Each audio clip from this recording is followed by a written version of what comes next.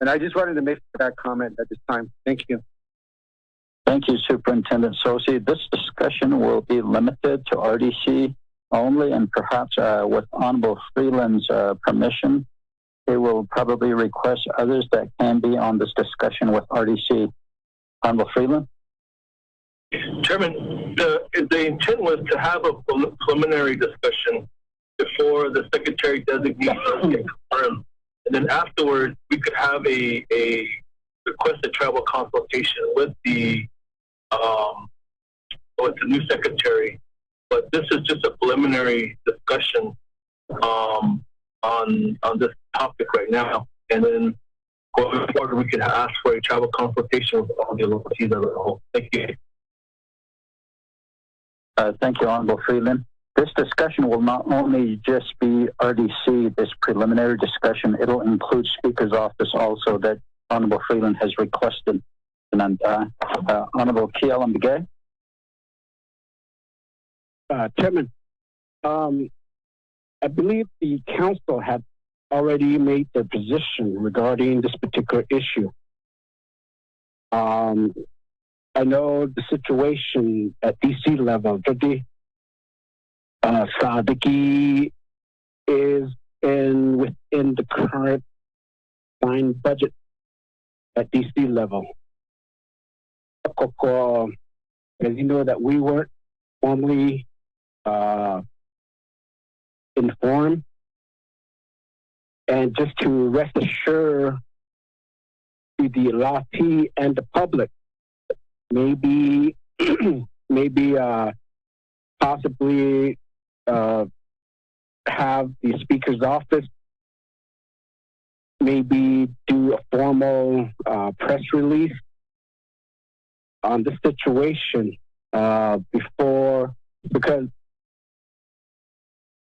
we scheduled this almost a mid-month of January, which will really be kind of late to start acting or knowing getting this information directly to the incoming administrator of the Interior. That's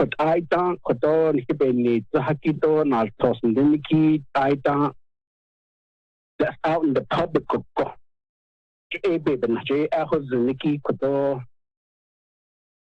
Meetings so every time and any time that we ask for executive session, it's always perceived by the public that we're not sharing enough information with them to have a full understanding of what we're talking about. But I would say that for those especially the laity,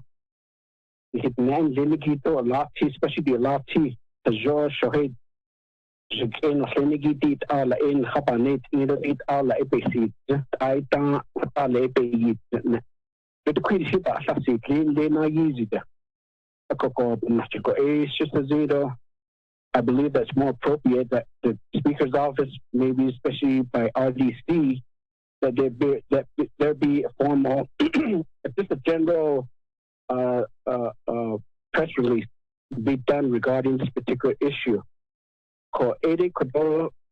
Recommend I would sincerely have the RDC make that recommendation to the Speaker's Office, because I know there's some areas that this has been talked about, but just because that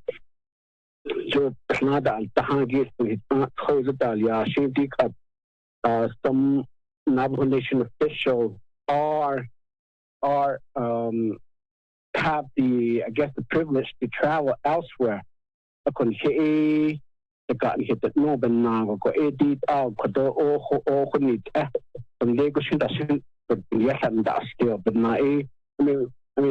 has to be a higher level engagement that had to be done for this particular land, which should be included in the bill. So, on behalf of the LRD, we really need to make a firm position again through a public statement. There's Chairman.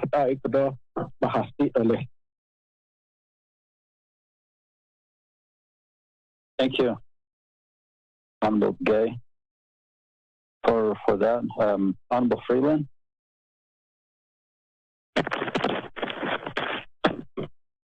Yes, Chairman. Spiegel. Honorable Gay. So, Honorable Freeland, your date of this meeting is January 15, which is 2 weeks into the new year on a Friday.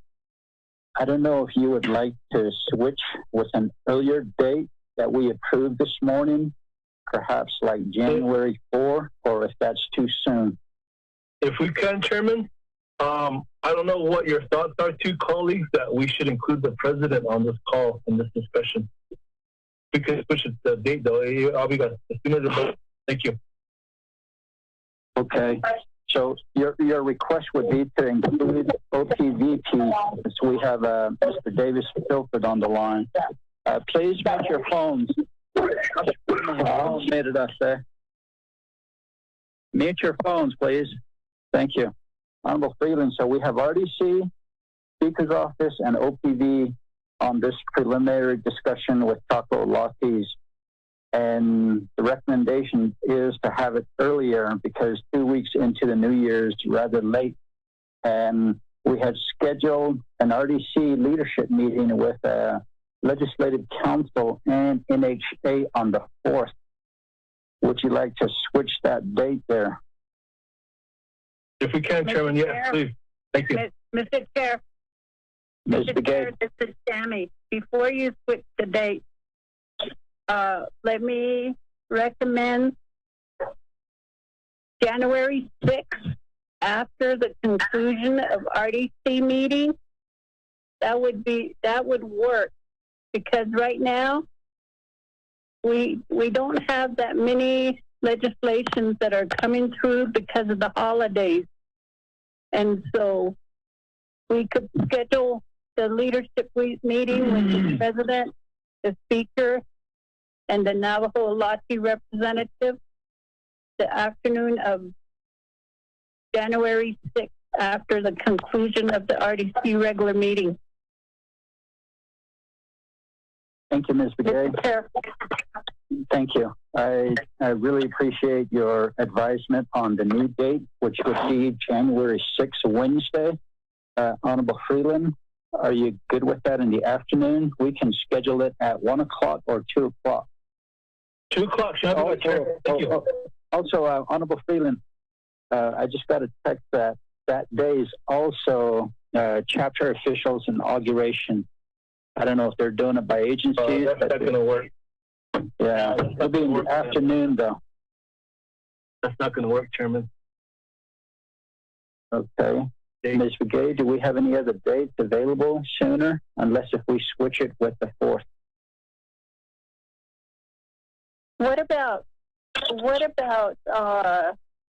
the afternoon of the 7th? Honorable Freeland, are you good with that? Or either that, the afternoon of the 4th. Because the leadership meeting with OLC and NHA board is scheduled at 9 o'clock, and we could schedule the meeting with the speaker and OPVP at 2 o'clock on the 4th. Yeah, so let's reach out to, like I said, it's all depending on the new secretary designee schedule too, if they're available or she's available too. Yeah, I'll be back. Yeah. Chair, Please mute your phone. I just my phone muted us there. Ms. Yako, could you remove that person that's making all the noise? Thank you. Honorable Freeland, before that distraction there was a date suggested. The 7th is the day we're having the Yeti, so that's not going to work. Perhaps January 4, we're having a meeting that morning at 9 o'clock. We can have it that afternoon at 2 o'clock or 1 o'clock. I say something while you for making this determination? Yes, go ahead. Ms.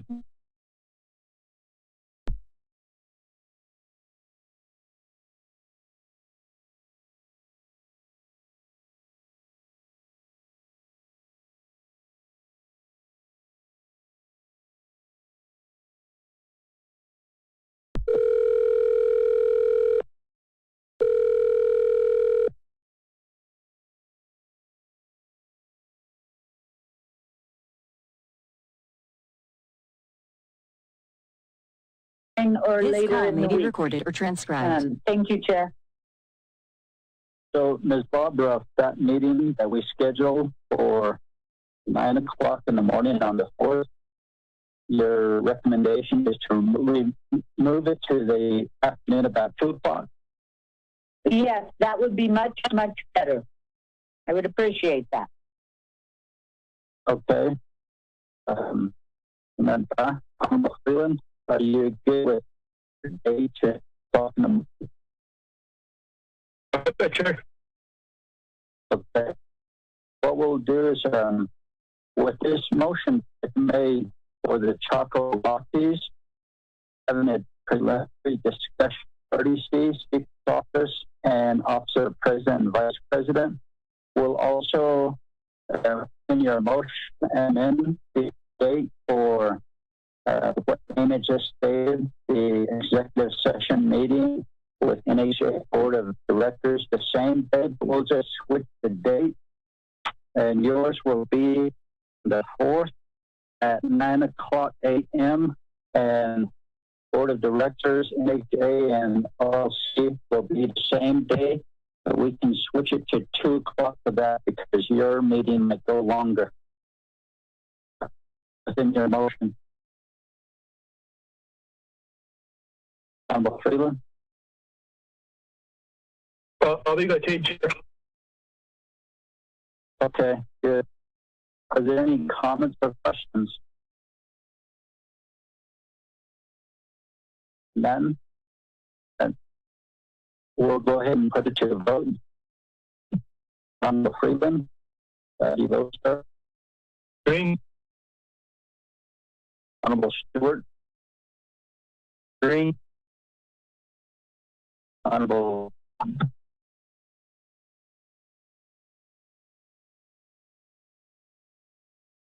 Vice Chair Walker? I vote green. Honorable Daniels? Honorable Gay votes green, and Honorable Daniels votes green. We have a vote of 5 in favor, 0 opposed. Chair not voting. Thank you. And I believe we scheduled all the meetings right now, and we'll go back up to A. Honorable Jimmy Yellowhair, are you on the line? Good morning. Good morning. Thank you. Thank you. Honorable Yellowhair, thank you for that. Mr. Gay, could you read legislation 0313-20N for the record, please?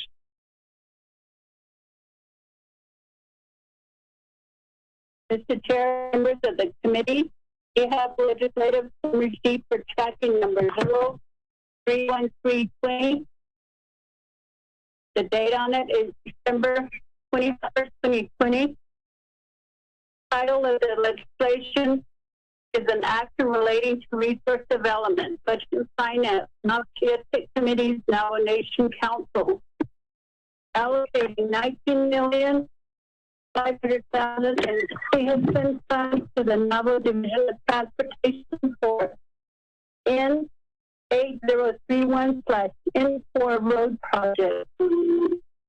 Approving and adopting the N8031/N4 road project expenditure plan pursuant to 12 NC section 2501 through 2508. The prime sponsor of this legislation is Delegate Jimmy Yellowhair. The legislation is assigned to Research Development, Budget and Finance Committee, Navajo the Innovation Council. The packet was posted on the council website on August 21st, 2020. The document became eligible for committee's consideration on August 27, 2020. All of the exhibits that are referenced in the content of the legislation, they are attached to the packet. You will note that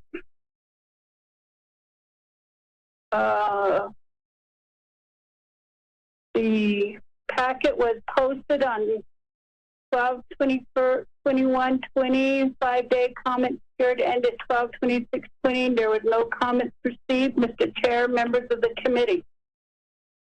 Until it reaches the Nomination Council, the packet will be fully read into the record. Mr. Chair. Thank you very much, Ms. Begay. Honorable members of RDC, let's establish a motion and a second. Motion, Kelly. Honorable Begay, second by third second.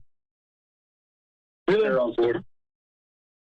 Honorable Freeland, thank you very much. Honorable Jimmy Yellowhair, you have the floor, sir.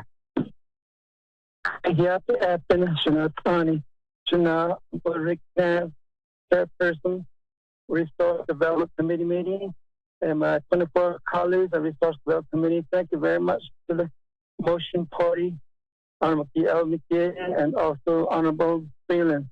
Thank you very much for just bringing a legislation number 313-20.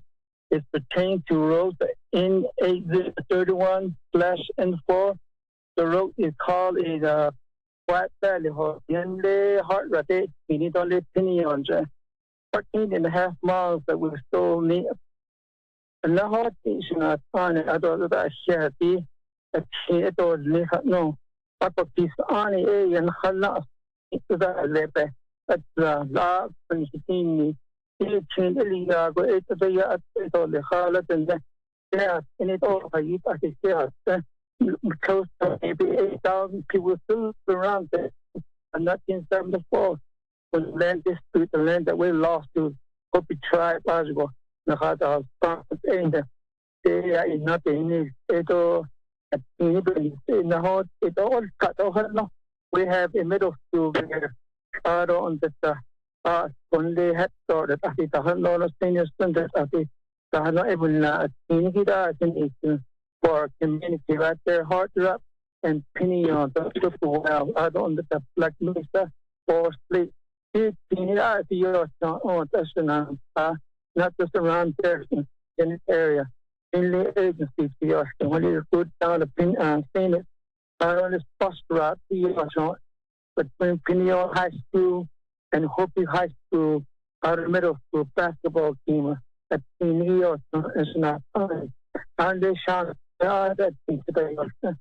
It's in the yard, so first responder, bus route, and other emergency, the mental problems, mental problems out there, and the whole TV is I don't know, not at all. I don't know my agent on the line, too. Mr.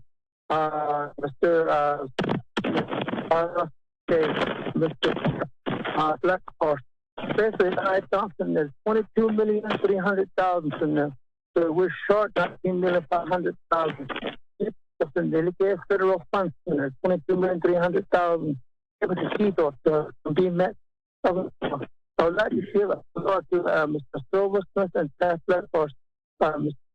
Snap on Chair. Thank you very much. I listened to those two gentlemen. You know all about it. This is already shovel ready. Thank you. Thanks a lot. Thank you. Honorable Jimmy Yellowhair. Mr. Silversmith. Thank you. Can you hear me, Chair Nis? Yes, go ahead. Okay, thank you once again, Honorable Delegate Chair Nis, Honorable Delegate Yellowhair, members, honorable members of the RDC committee. and other members of 24th Navajo Nation Council and all our partners and colleagues who are listening on the call. So I can provide some additional comments to this legislation.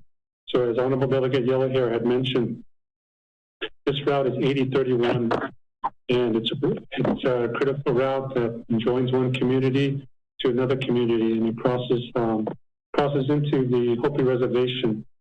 So Mr. Delegate, Mr. Yellowhair has been working closely with my staff, Mr. Darrell Bradley, Mr. Blackhorse, and others. So to get to this point, we support this project thoroughly and wholeheartedly, just like any other road improvement across the 5 agencies. This is one that will provide some traveling, inclement weather, it's a bus route, and it's just going to connect communities. And for decades, and decades, this route has been heavily traveled. So we support it. And what Delegate Yellowhair had mentioned there is we have some funds already identified for this project. We have approximately $22.3 million. And that's just to improve it up to a certain level. Ultimately, we want to pave it, but we haven't secured enough funds to completely pave this route. And therefore, this is the intent of Delegate Yellowhair's legislation to pursue the additional amount of money to $19.5 million to get an overall cost of approximately $41.8 million to pave this route from Piñon, Arizona to Hard Rock, Arizona. So that's the approximate cost right now, $41.8 million. So the shortage of funds that Delegate Yellowhair is pursuing is $19.5 million. And what this will consist of is paving that route. It'll do bridge work as well.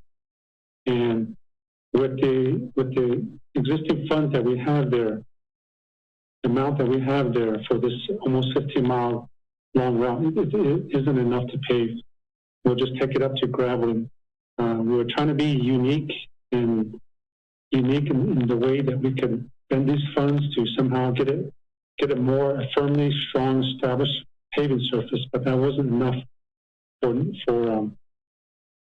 $22.3 million that we have there. So we still are pursuing the completion of vital phases of the project, preliminary activities that's still ongoing. We're working in partnership with the Bureau of Indian Affairs, Navajo Region Office, Hopi tribal members, and Hopi BIA as well. So we provided an engineer's cost estimate within this legislation. So that's what originally, a couple of months ago, Delegate Yellowhair had recommended, and we were certainly able to assist him and the community members. So members of the RDC committee, I ask that you look at this legislation favorably and advance it to the next appropriate level of eventually getting this route to construction. So I applaud everybody. I applaud everybody's involvement here, RDC members, Navajo Nation Council, President's Office,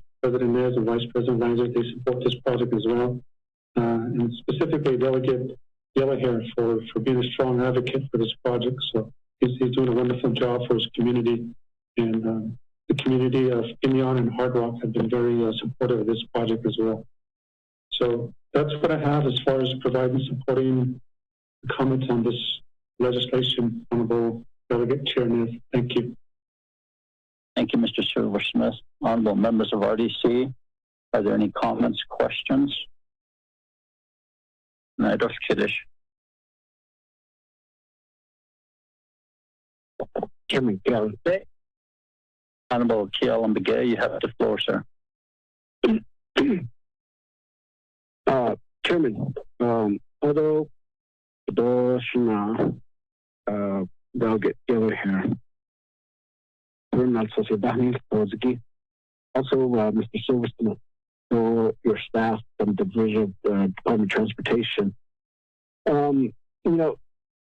the end of the day, it's realistic that this particular legislation will become a reality to get the funding out of the pot what's the assurance that's all yeah. Now you indicated that the president and vice president are in support of it. The reason why I say this is that there's several legislation that I've been asking for funding from this particular pot for certain projects. All have been vetoed. Even with a unanimous vote, and even at one time I tried to. There was a legislation that was developed an override, but I chose to go ahead and not move forward with that one.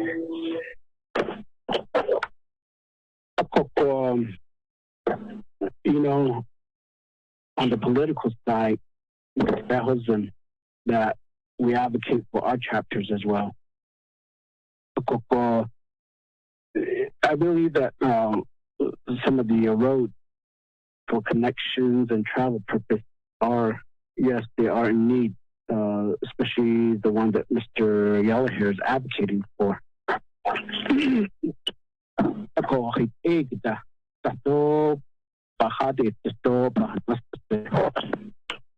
Because, there was a statement that was sent by the President's office indicating that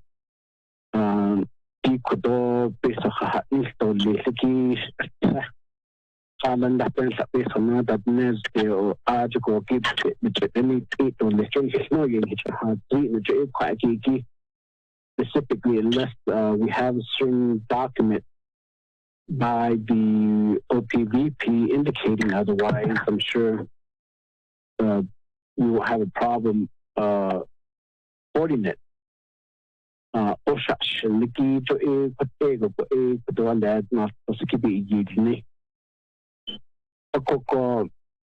Two areas I really want to stress to the Division of Transportation, Chairman Dole, RDC members. I'm not sure what happened to the effort of transportation stimulus legislation. Each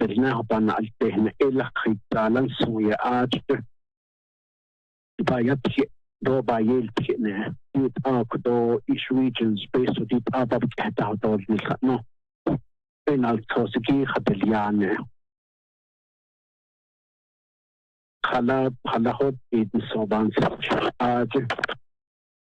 and then another area, in the basis from Congress, what the president is alluding to, that there's $1 billion that has been put aside for transportation, and I'm not sure if my brother, Senator Begay is on the line, but how much of that funding can the Navajo Nation advocate?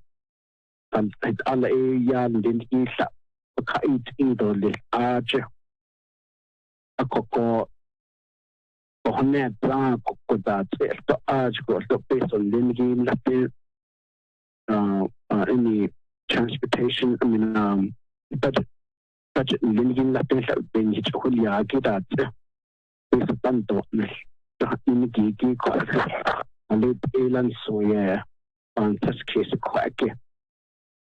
There's some other areas that I've been asking in terms of transportation. Any funding, any project for a local chapter or for a community benefit is what I support. Or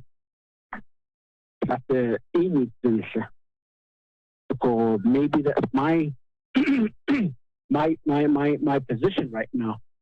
If the president is supporting this one, I guess my question would be is about did he support the legislation regarding power line?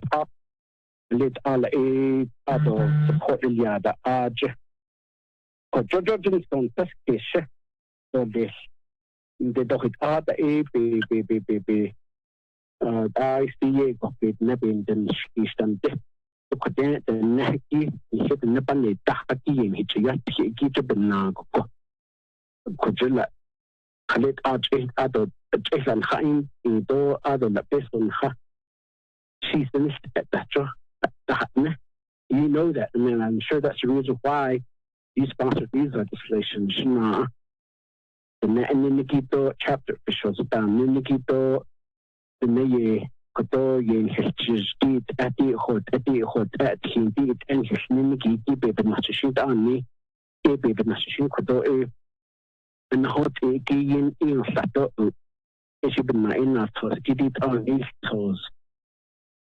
If there is a pick and choose position that would really bothers me in a way, she says, and so in this case, and I'm not trying to delay or distract your request, the process.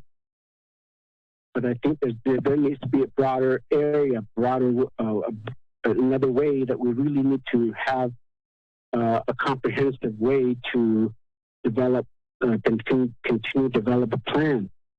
And of course, to put that the OPVP's position, I'm hesitant to even sponsor legislation to say, okay, what's the use of it, knowing that it's not going to survive at the end of the day. Now, so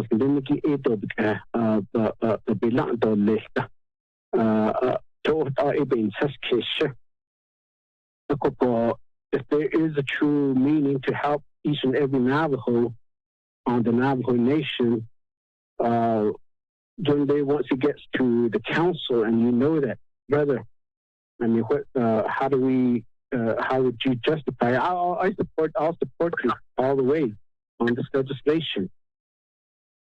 But by yesterday,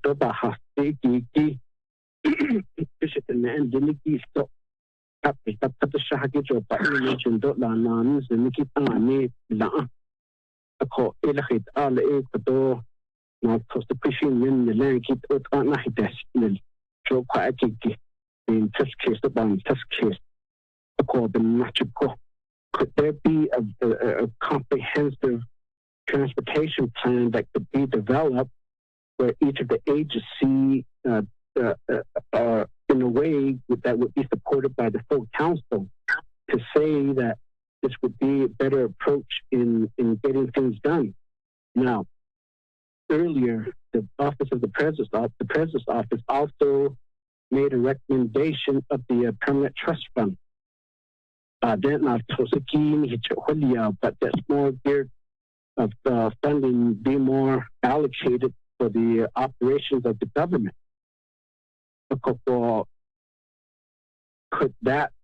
Could we make a counter recommendation to say that the last 5 years the Navajo Nation had allocated several $100 million for a waterline project?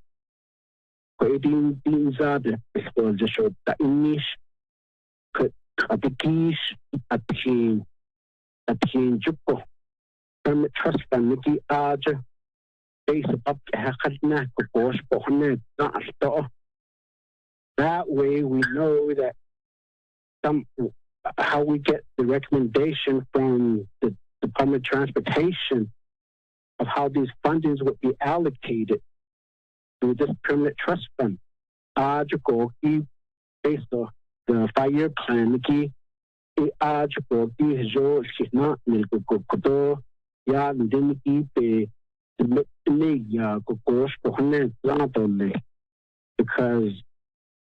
this is a $17 million funding request. I don't have a problem supporting it, but colleague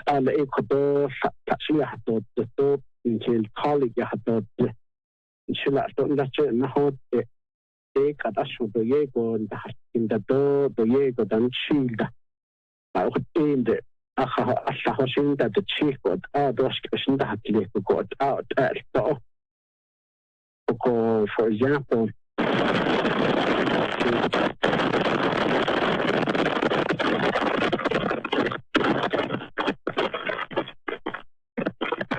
Honorable Begay? Yeah, I'm waiting for that. somebody's phone is just really having a lot of static. If everybody would please mute your phone. You're good now, Honorable Gay. Go ahead. So it aquati shina satoshi that maybe do a response to the council of how we can encourage and get the support from the council to say that this is something other than a normal road project.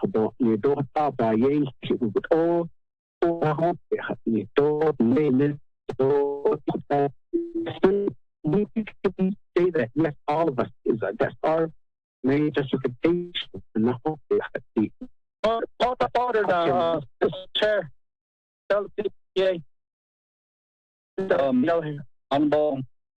Honorable Jimmy Yellowhair.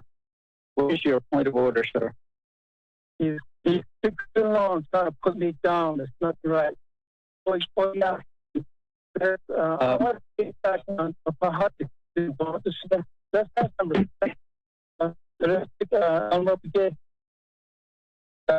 thank you very much. Honorable Jimmy Yellowhair. We all are allowed to speak on any legislation. We're elected officials from our communities that we represent, we advocate for. So Honorable TLMBA has a right to ask and comment on any legislation, just as you also have that right to do that. We all have a right also to sponsor any legislation. When it comes down to it, then that's where the vote will become red or green. And I don't see or recognize that Honorable Gay is degrading your legislation or speaking out against it. He's simply making his statement, his concerns, and I will allow his statement, Honorable Yellowhair. Thank you. Continue there, Honorable Gay. Thank you. Chairman, the RDC members, I apologize if there needs to be that, if there needs to for me to do that.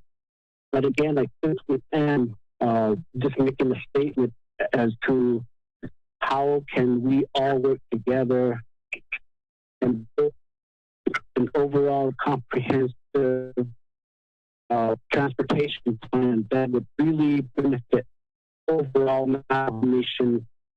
Lack of funding, the lack of resource to build better roads on the Navajo Nation.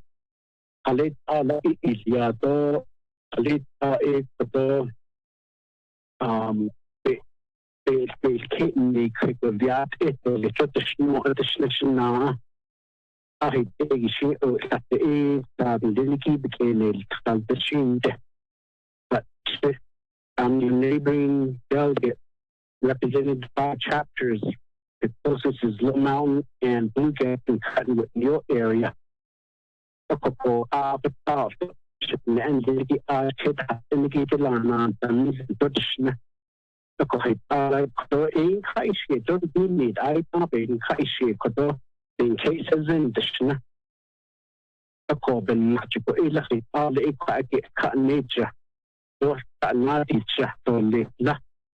don't know what you 860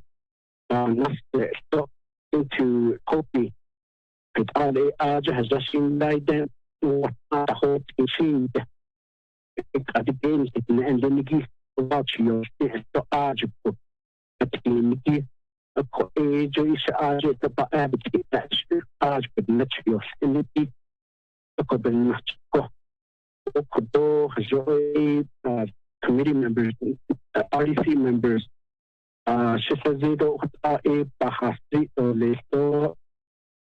again, simply asking that there should be a comprehensive transportation plan in place so that we can, each and every delegate will have no problem supporting, and that the president doesn't have a problem supporting, which would be a recommendation by the Department of Transportation. The court would be a question of the ada na tosnis toson da ti hota da niste jo hot e jo hot da katida nan tosnis so di pepe.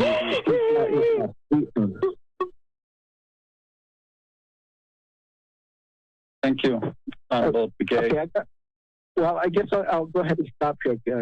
I'm getting interrupted, so I'll conclude my statement here.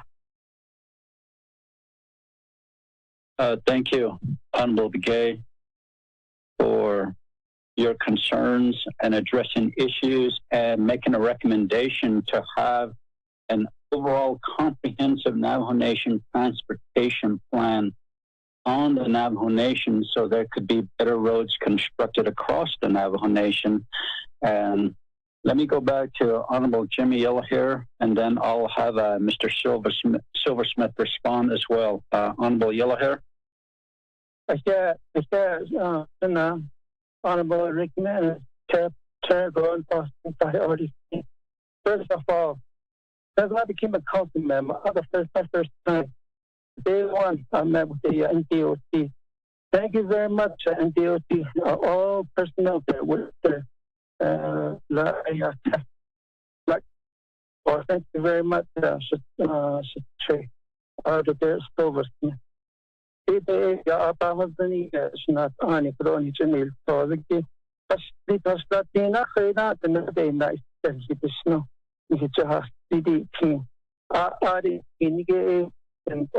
no, 22 million 300 federal funding. They were short a 19.5 million. That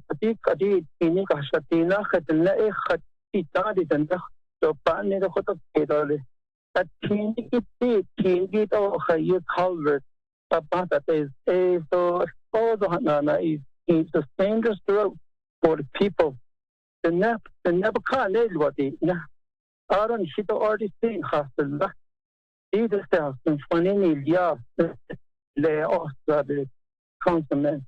I'm very happy for councilman to apprehend this money to be released on system funds.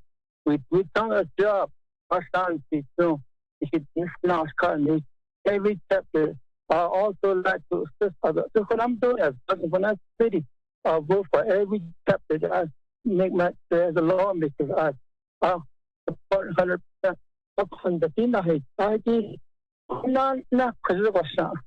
Recommend is interference.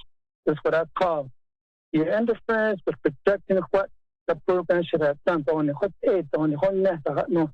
He wrote the stimulus bill for Elia. It's not 100% of people supported himself. They voted down.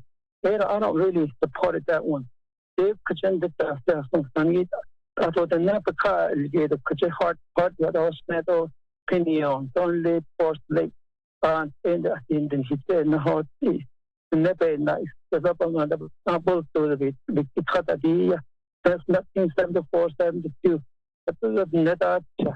A day teeny and a teeny piece area. A teeny ebe, not all listening, doesn't mean so. Not in charge of the Equaton hitting skiddy. So, Iziki are not a bent at all. Our nation couple are behind the Tati cause. Equaton and hitting skid. I don't know, Shitalia, don't on the tail service and Mr. Black Horses. I'm pretty sure this is a shovel-ready project. Let's take care of this road over by it, gate or the Edibani, Kabayati, or the Kanasada, some project, or La Huya, Edibani, no, south side by it, Edi, or in the Hopi, Edibani, Edia, in the Tohalebe, Ostradole. Never cut those feet, they're saying those stuffy. I don't know with those teeth.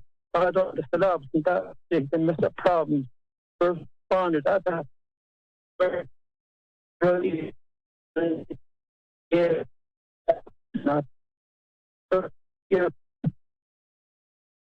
see a compliment of Finnegan. Abba was going to be started me, was it never in hot feet?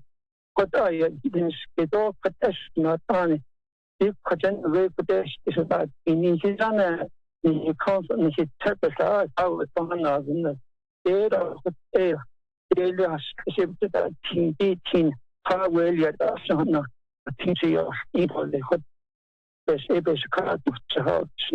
The Kodistan on I see that night and what the over this and then the don't he thought in the number or the could share your one to the hospital as the all Hano as ago.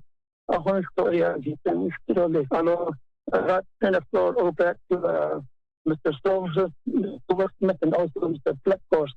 That for the first.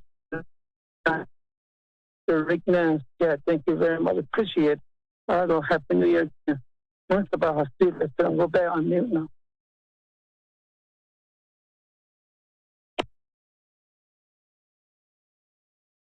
Thank you, Honorable Jimmy Yellowhair, Adoshan and honorable members of RDC, as well as my other honorable colleagues on the 24th Navajo Nation Council.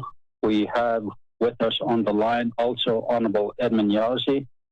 I would like to just remind everybody on this teleconference by RDC,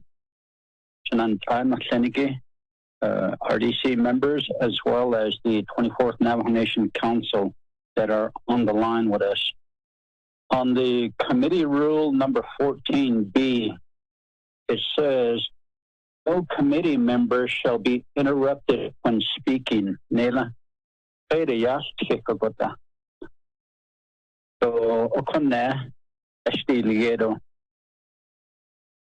khahun adoro khitara to hotel ada to khitara hato jiki to behas aniki benina ida point of order gihajo ya committee asala ako what hege benina khande e koro Beshwahas Anabetana Nel RDC Nenegi Handi Naikiaske. Let them discuss, let them debate. They will be the ones to vote on this issue. Shanan Senigi Honest Kodais Nostagi Ako Ida Yaben Sidesh Neto and that Koroshi. I'm going to allow the committee members to discuss this issue. So I'm going to give some time over to Mr. Silversmith and answer some of these questions raised by Honorable Begay.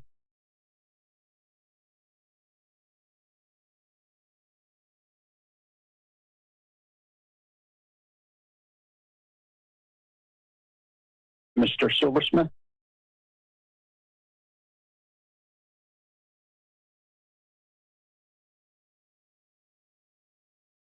And this legislation will move on to Budget and Finance and Nabikiati and the full Navajo Nation Council, where most of the debates will happen. So, Mr. Chair? Yes.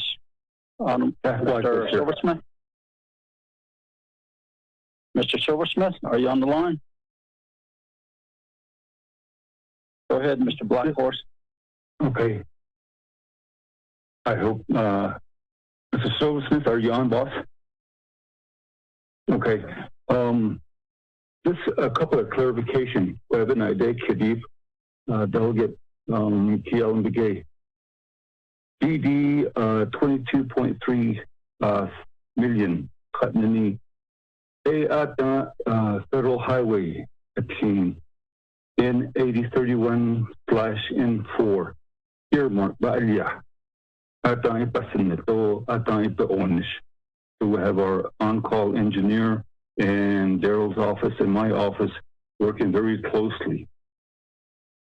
It has also an EA in the FONSI, but we're amending part of the FONSI, some of the things that we found.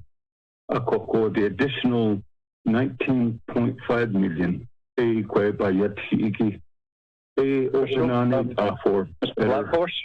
Yes. Mr. Silversmith is back on the line. Let me give him no problem. Okay. All right, thank Mr. you. Silversmith?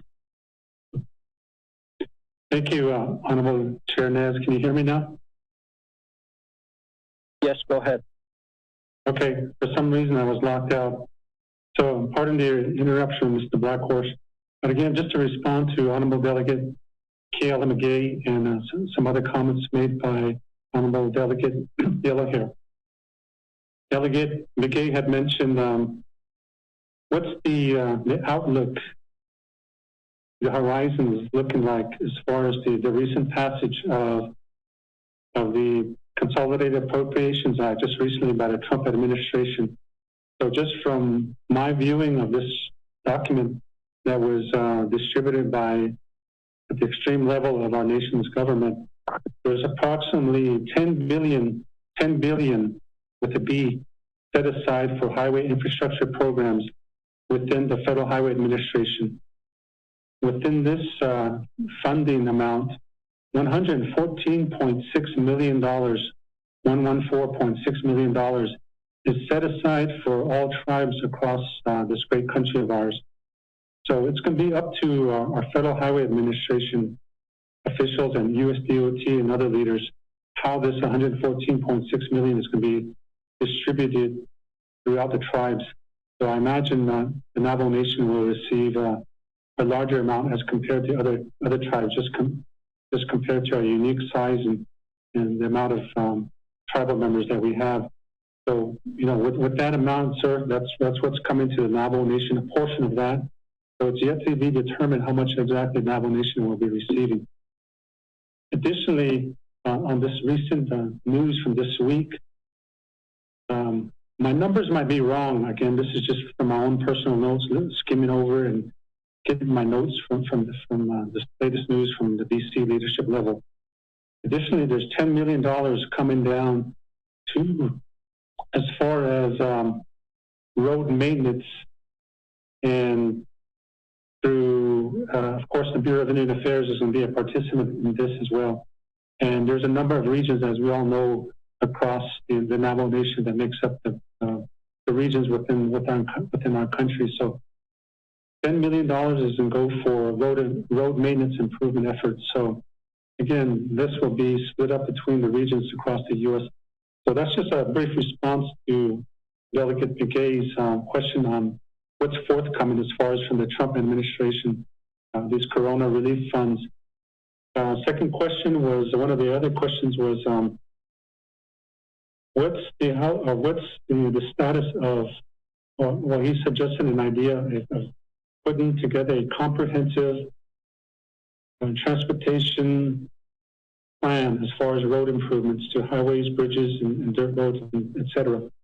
So through the efforts and the leading of the Office of Legislative Services, Office of the Speaker, Honorable Delegate Speaker Damon, Mr. Hanley, Donovan Hanley, and other members of the Legislative Services and Navajo DOT. And I'm going to answer two questions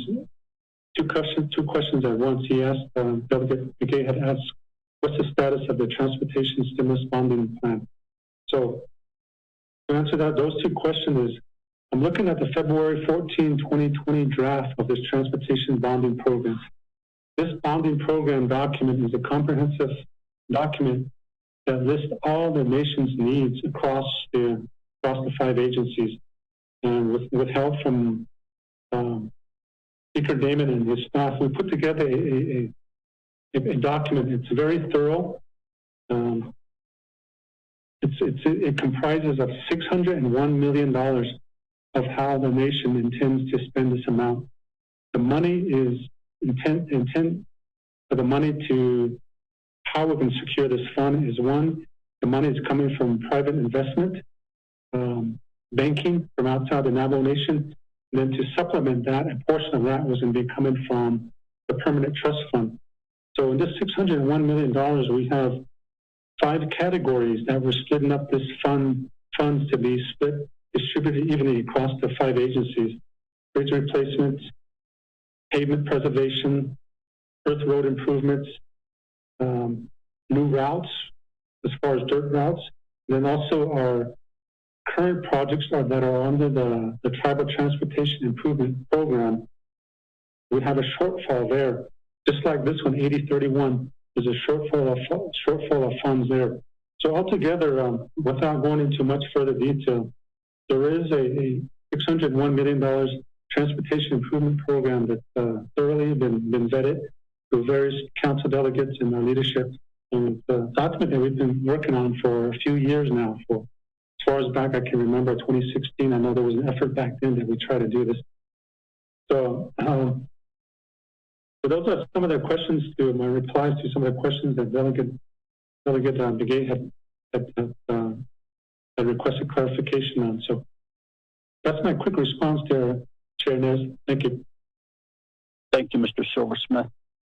Honorable members of RDC, do you have any questions or comments?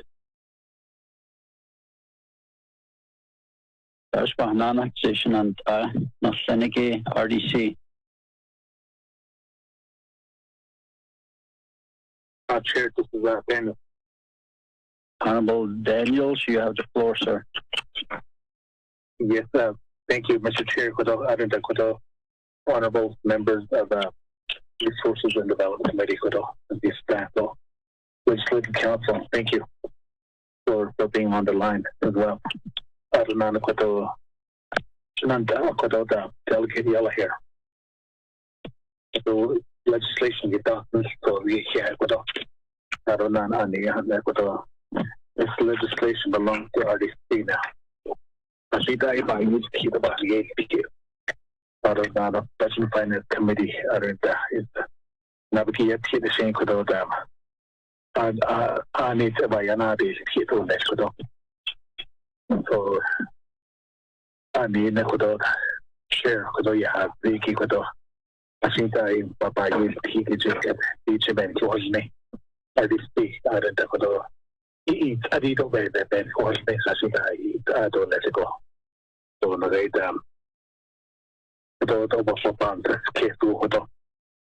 there's three legislation that are kind of like similar, requesting for dollars from us.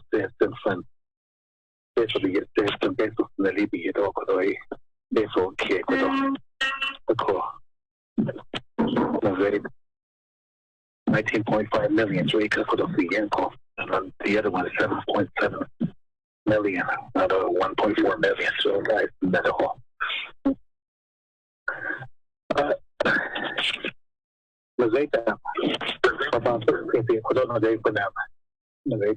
Delegate Yellhair did his presentation before RDC. And how the go throughout the Navajo Nation. The team, we have any agenda the Koane that I'm actually what the agenda in the Yellowhair's area. Because I know not other delegate colleagues in their area, so they could only Delegate Freeland area there with the Ecuador, I don't know, Delegate Stewart, I don't know, Delegate Daniel Stewart, the area, Yego and Dusty, just the Hallado, the Ecuador, down the Halle, just the Lopico, the way down New Mexico, the way down, now use the area. Situation is the Hallado. So, what that Ecuador, Yego. It's in a great or in a great we'll see to as it says now they not look on that here don't say that in go. So I this later. But I do the hot end. But a great around here and Shanto here is listed to the Nahat local. Do that hot them. But then the Yego it's in the hot Ecuador a team. That's navigate on a gate like in one of my area and a gate between old J2 and Navajo Mountain. There's a place called Tall Mountain. I don't know how you Mesa. A team we got in that baby in the hot tea. So what the no, that on steady the harsh is the first set on leash the transportation stimulus. That's how what the project alone there. The car that they sleep, so that's how I have a JP there what these said and this is from Nelly. The Cocodona gave them. So I need to put on a base of either. Send the radar. I did just on cheese. I don't know. I did just saying don't doctor.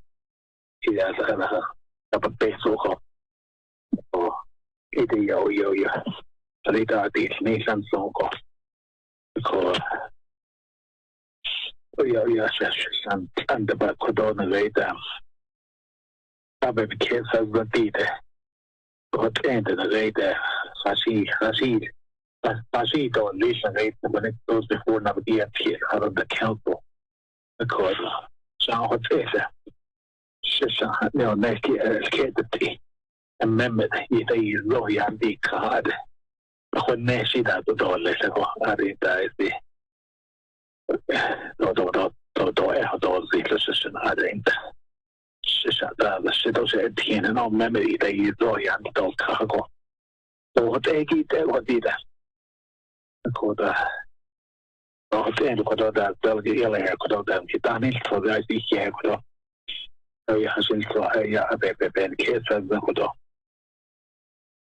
A conagata be face or gita.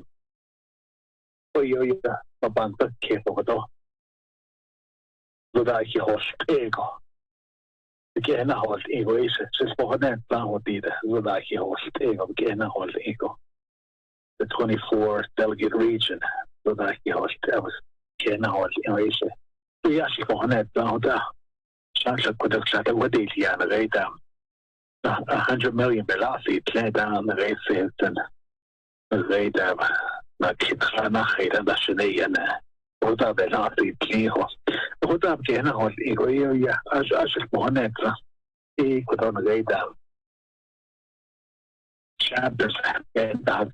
Igen har Adam så idiot och båda var det för de som sker för dem men det dem I see Albo Green for this legislation but they not get to council machine I see it how those things could do so idiot about it Mr. Chair. Thank you. Thank you very much, Honorable Daniels, for that. And are there any comments or questions from any of our RDC members, committee members? If not, I'm going to turn the gavel. I'm going to turn the gavel over to Honorable Vice Chair Walker, and I would like to request to speak. Honorable Vice Chair Walker, are you on the line? Yes, sir. Go ahead, Chairman Nez. You have the floor to speak to this legislation. Go ahead, sir. And Vice Chair Walker, and Honorable Jimmy Yellowhair, Honorable members of RDC. Honorable Yellowhair. Anil Kopeshpas Anni Kliniki Anin Hoti. Legislation Haradorni, Radit Ahin Haidador Lisigi. I Ishino Amani, Dingin Hatat Neko. Adoni, the Bishmas Anti Bananasla, as Kevana, but Anna Neliki committees, Aronabikiat committee, out of the whole council. A call Corona Bansis case, Honorable Jimmy Yellowhair. He could 19,500,000 in kid. Aro 7,750,000 in kid. Aro 1,424,705 in kid. Not double. $28,674,705. She has sent the Neniki peso ada in Kadiki, pero I said not and or little not peso than so, pero not Sostas and the Likins. Ako, the Korobe Lassi Clinico, Ado that the Coroni Bahar, this Talia, the comprehensive transportation plan.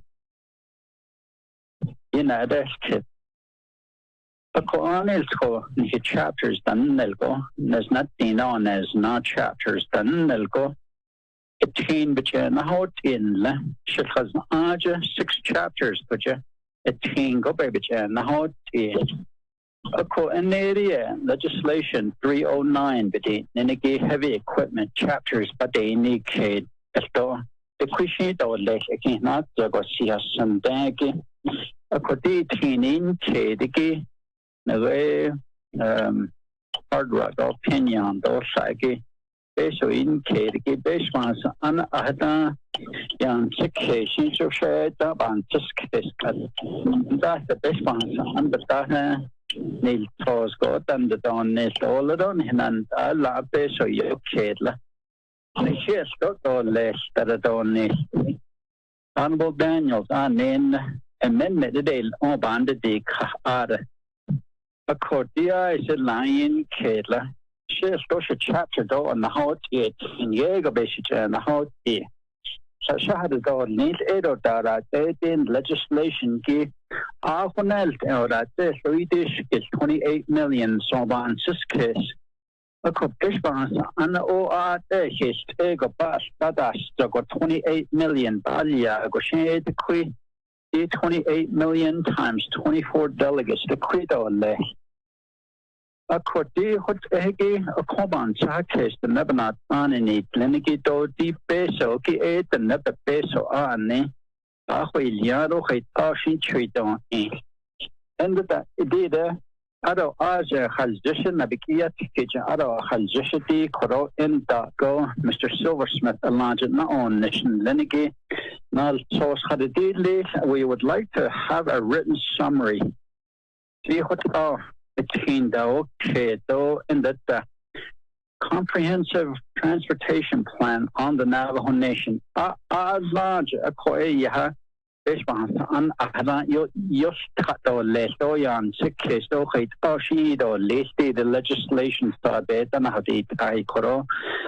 Nabikiel, Leniki, a core. Did unstable bonds just case I launched it or little peso the mail to Neniki either Annie Honorable Jimmy Yellowhair. G. Honel Shahad Jagosha chapter but not about whole G. The same what us I do this kiss John Hart Ella Anil. A call Yego be that sales go. Did 19 ego. O chot ego peso ini kedo lesa. But his spouse and anil so in his chapters go on how tiki. Of course, the peso ki chepa Hassan go. Either Asha Besmas Ani Holland la yo kego. It's unfair that nation and it's unfair. Ajashi Nawe Archer, hard rock, go opinions, Ara, the Lekat, Enigila nines, and Ishmahas Ambassador left, or something il so the Shinkai, or illato left, either Archer. So, do you want to go? You have a hadith, and so thank you for this time, Honorable Vice Chair Walker and RDC members. Thank you for those comments, Chair. Yellow hair. Respond to that. It's not funny. She just yellow hair. Shana, give me yellow hair. So this is Vice Chair Walker. Thank you, Chairman Nez, your comment. So other committee members, those staff, those sponsored to the legislation, Honorable Yellowhair, your agents.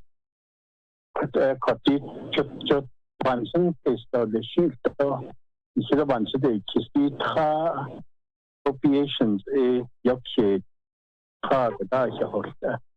so our comment for or otherwise, I guess. Don't get yellow hair. Just let me put it.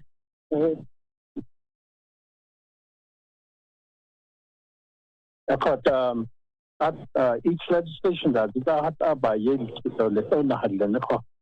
Ako that she by yet they yet is all hot so what the husband but the writing is on the wall that we're going to go down the path on each of the legislations as they're presented with the same kind of questions, concerns, and that kind of thing. So so ako at the end she chubayat chodeya husband Jimmy Yellow here na I don't know to respond. Sure. Then just Honorable Vice Chair Pro Temp right here. Yes, I can hear you. Okay, yeah, to say not not is say yeah, she had been that in the study. Part of has honestly no husband.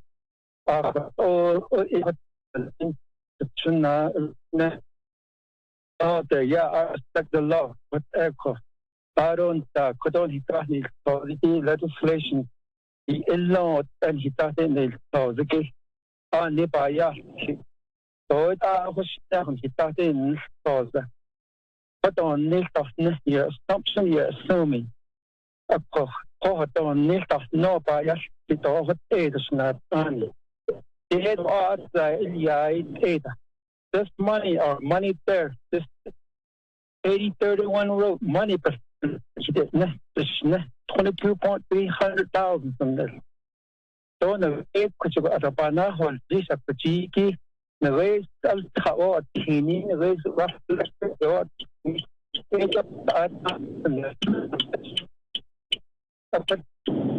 when she got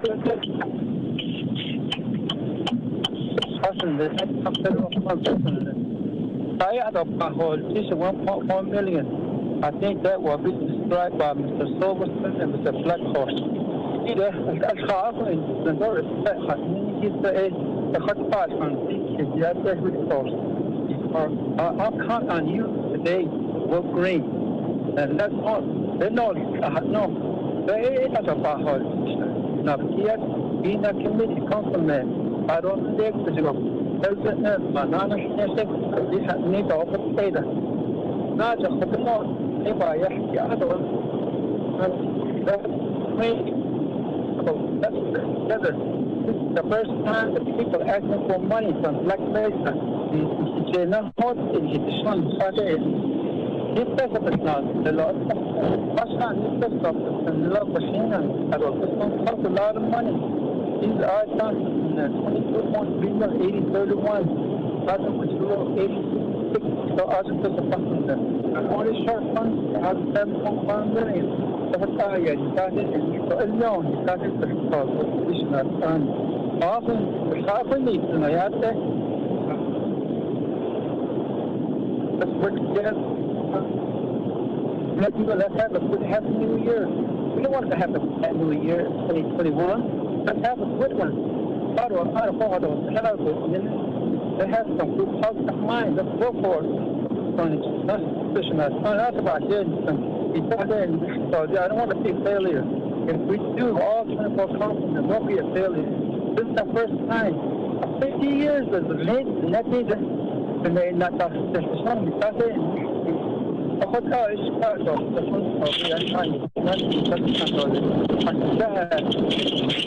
party team members. Thank you very much.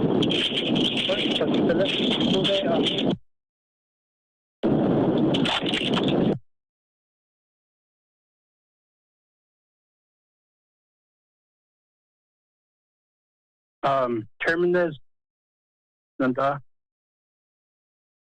yes, Honorable Vice Chair Walker. Okay, so I was not able to hear some of the comments made by Honorable Yellow Hair. I think he's traveling down a rocky road or something like that.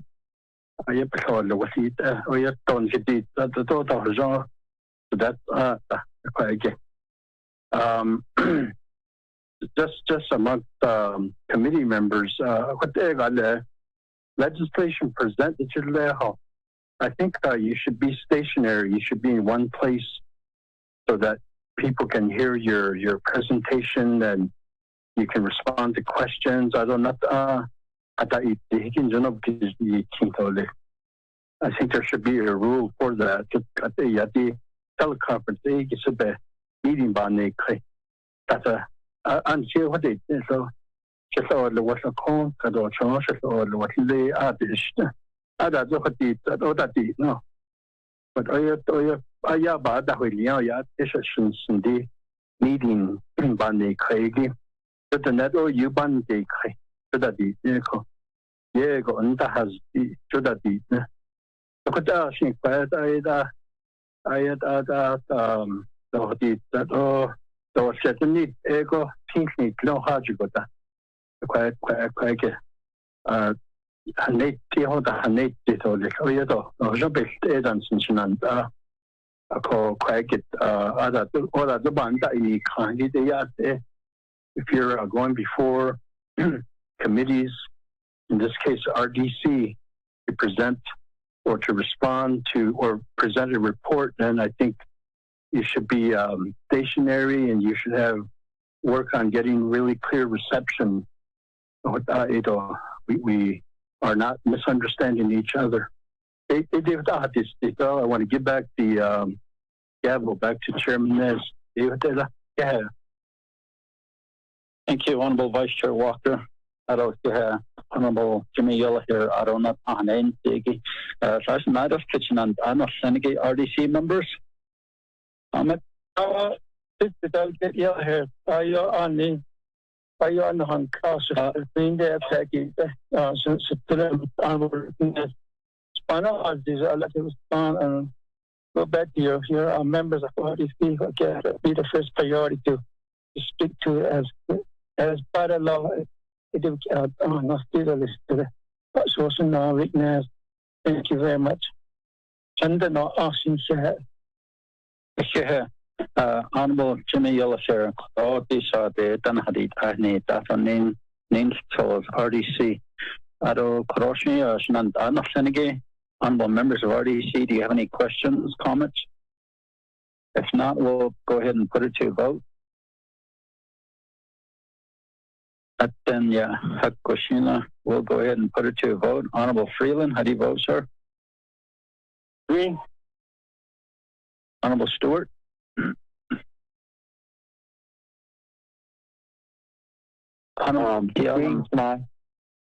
Okay. Honourable Stewart votes green. Honourable Kealan Begay votes green. He just texted Honourable Vice Chair Walker. Chairman, I vote green. Thank you. Honourable Daniels.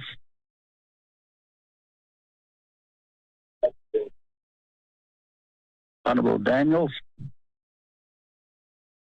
And we have a vote of 4 in favour, 0 opposed. Chair not voting. Motion carries for legislation 0313-20. Thank you.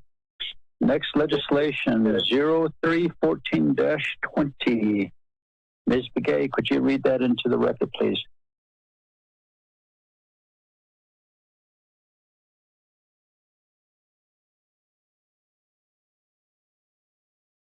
Ms. Begay, could you read that into the record, please? Oh, I'm sorry. I didn't unmute myself here. Hold on.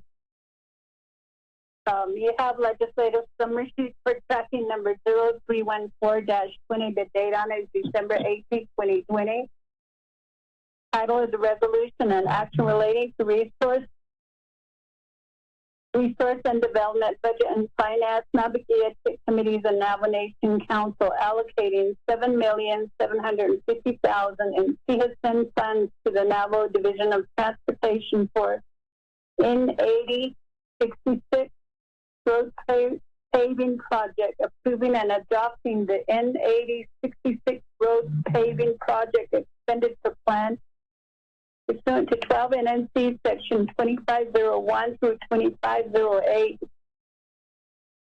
This packet, the prime sponsor is Delegate Jimmy Yellowhair. the legislation is assigned to Resource Development, Budget and Finance, and Navajo Nation Council. The packet has exhibits that are all attached to the legislation.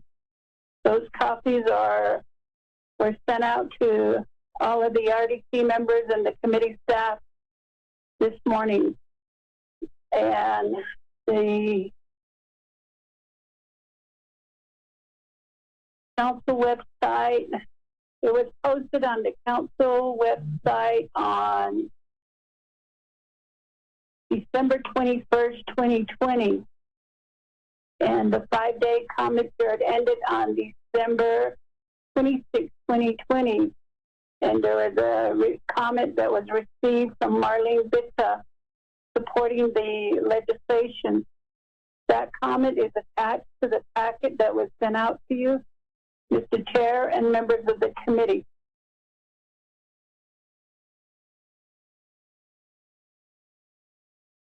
Thank you, Ms. Begay, for reading legislation 0314-20.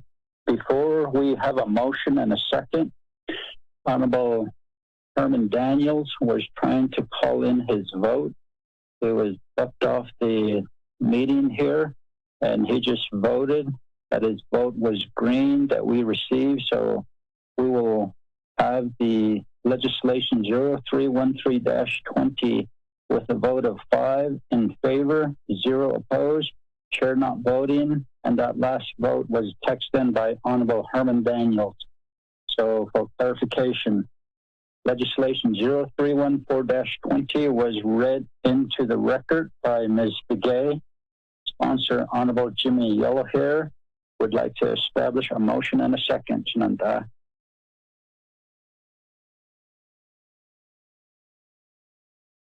Nanda behedafna.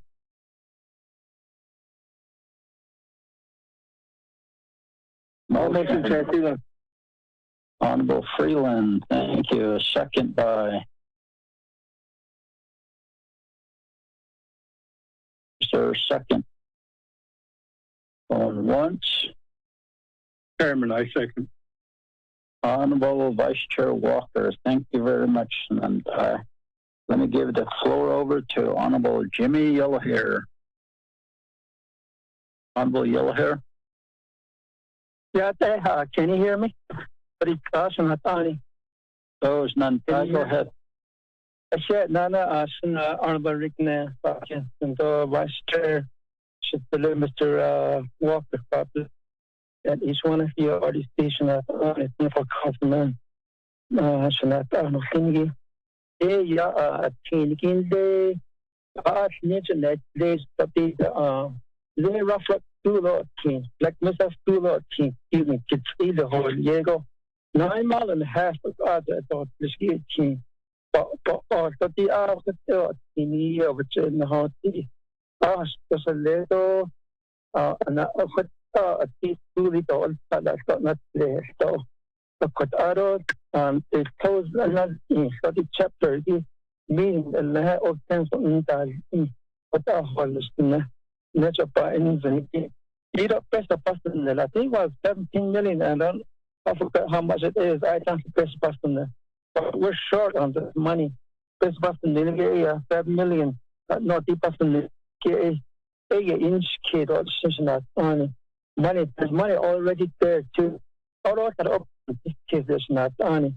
You federal funds on now, little bit in Washington D.C.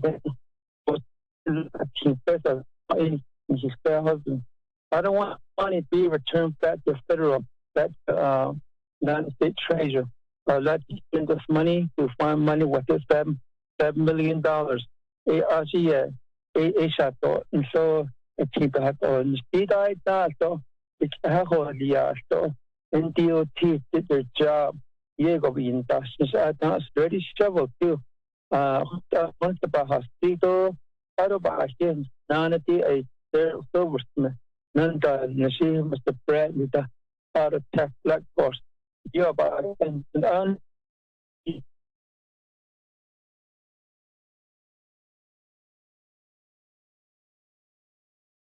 Not on. Honorable Jimmy Yellowhair.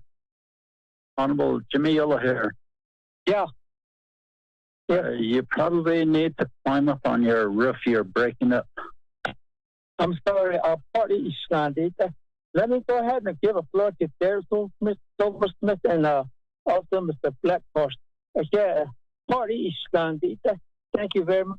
And, I give a floor to those two, my agents. Thank you very much. They will give an extra amount of figures the money that were allocated. Thank you, Chair, Honorable Dan. Thank you. So, Honorable Yellowhair, your presentation is complete, right? Behind Ziggy Tosh, Honorable Yellowhair. Okay, thank you. Honorable members of RDC, do you have any questions or comments? This legislation will go to Budget and Finance, Navigatia Committee, and the full Navajo Nation Council. Are there any questions, comments? None? We'll go ahead and put it to a vote. Honorable Freeland, how do you vote, sir?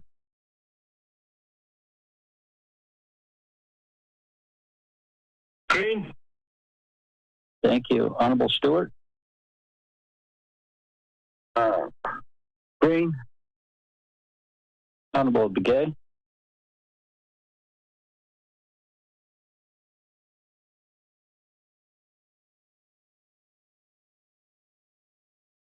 Honorable Vice Chair Walker? Sure, I vote green. Thank you. Honorable Daniels voted green via text message. Honorable Begay? We have a vote of 4 in favor, 0 opposed. Chair not voting. Motion carries for legislation 0314-20. Thank you. Next legislation 0315-20. Ms. Begay, could you read that into the record, please?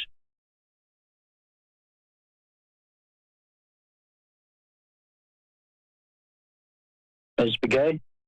You have a legislative summary sheet for tracking number 031520. The date on it is December 21st, 2020. Title is the resolution and action relating to resource development, budget finance, Navigatia Committee, and Navajo Nation Council, allocating $1,424,705 in CSN funds to the Navajo Division of Transportation for N8065 Oribe Wash Project, approving and adopting N8065 Oribe Wash Project Expenditure Plan pursuant to 12 NNC 2501-2508. The purpose of the legislation is to allocate $1,424,705 in CSN funds to NDOT for the N8065 Oribe Wash Project, and also to approve the expenditure plan. The packet is sponsored by Delegate Jimmy Yellowhair. The legislation is assigned to Resource Development, Budget and Finance, Navigatia Committee, and Navajo Nation Council. Packet was posted on the website on 12/21st, 2020. 5-day comment period ended on 12/26/2020, and it became eligible for RDC consideration on 12/27/20. There are exhibits that are identified in the content of the legislation. Those exhibits are all attached to the packet that was sent out this morning.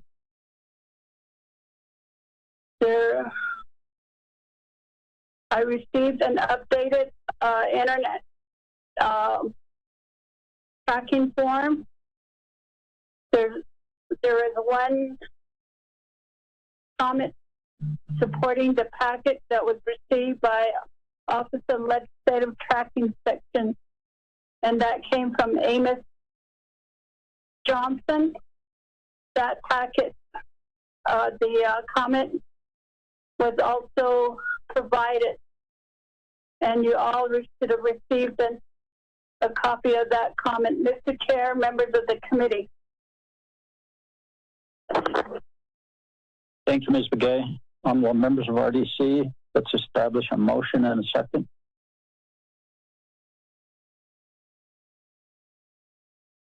Motion, and, Freeland. Honorable Freeland, second by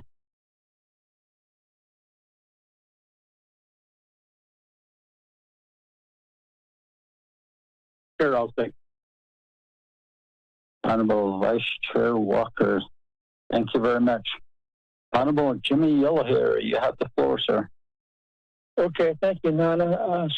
Chair Rick, man, thank you very much. Yes, then, todo ahos na just nzari fungu ya just do you hear me, Sana Rick, man? We can hear you, Honorable Yellowhair. Go ahead. Okay, yeah, although only black biscuit, really think of Nana, Nilo Crossroad, a place about in Chivo. I put a quick. Pero sa pani nila tida. That's black cost. There was money available already there, and let them correct for me if there's money already there. About here, and I can't place a not in. There's money allocated already. Just let the double check was there. So we're Smith and Seth Black Horse, and help me out with this one here, my agent, and thank you. I give a floor to Derek and also Mr. Blackhorse. Thank you, Shana, Honorable Rickman. Thank you very much. Give a floor to them, both of them. Thank you, Honorable Yellowhair. Mr. Silversmith.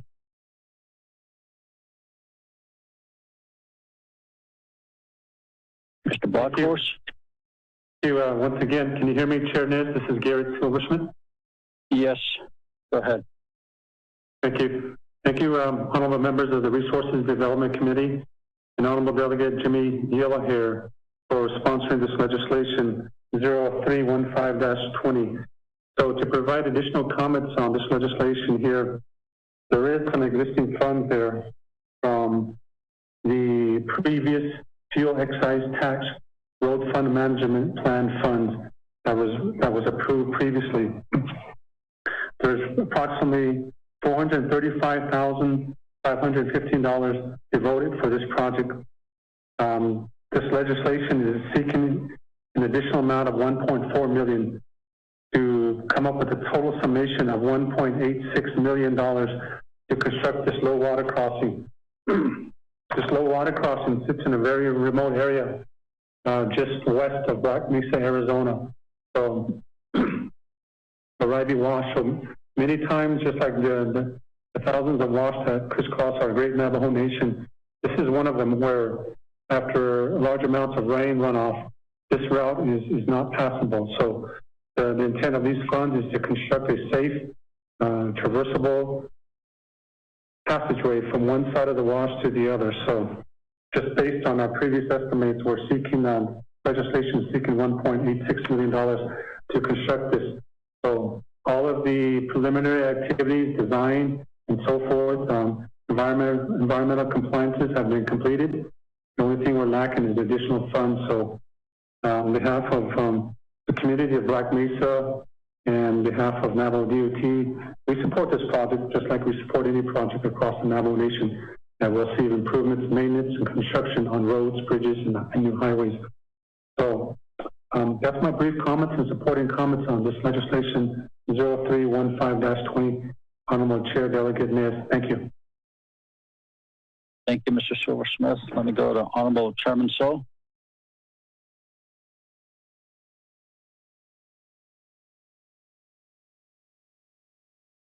So.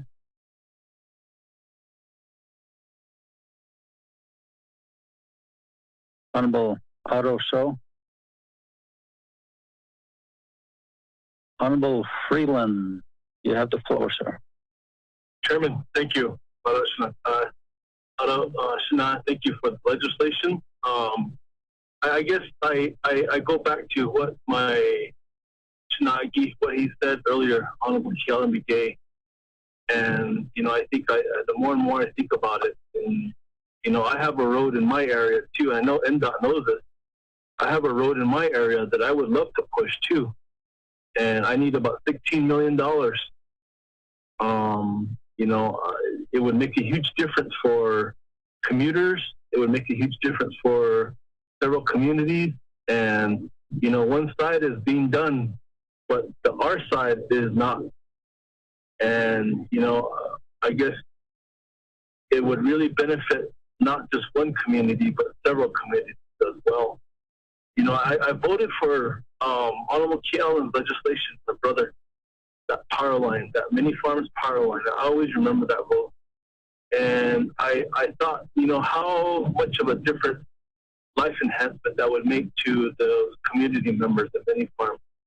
And like my brother, I was very disappointed that the president vetoed it.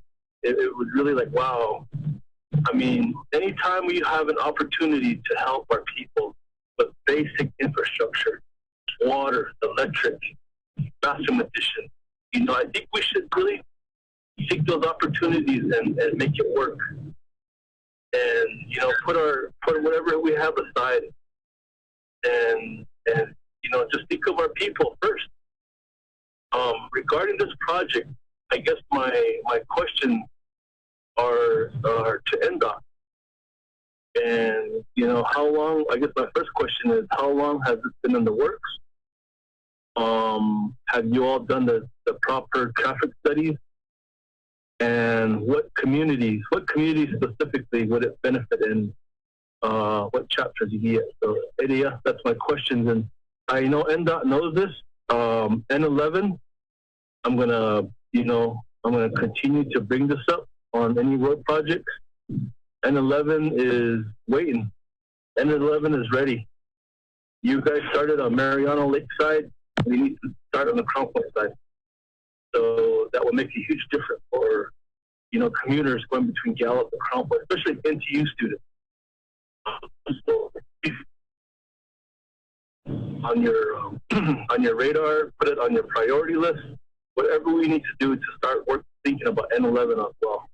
Eddie, thank you, Chairman. Thank you, Honorable Freeland. Mr. Silversmith. Thank you once again, Honorable Delegate Chair Nez and Honorable Delegate Freeland, for your questions and your comments. So to respond to Delegate Freeland's comments there about particularly for this legislation 0315-20.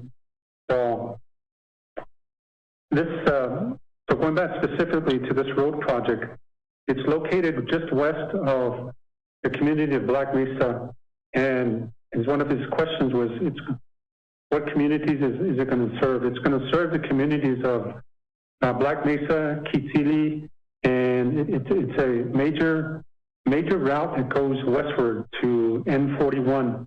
And N41 is a paved highway that goes directly north to Peabody Mine and then south to Pinon, Arizona. So this route serves multiple communities, and it's a bus route, and it's used daily on a daily basis. And I would say the daily traffic and traffic studies has been completed internally by our Department of Planning.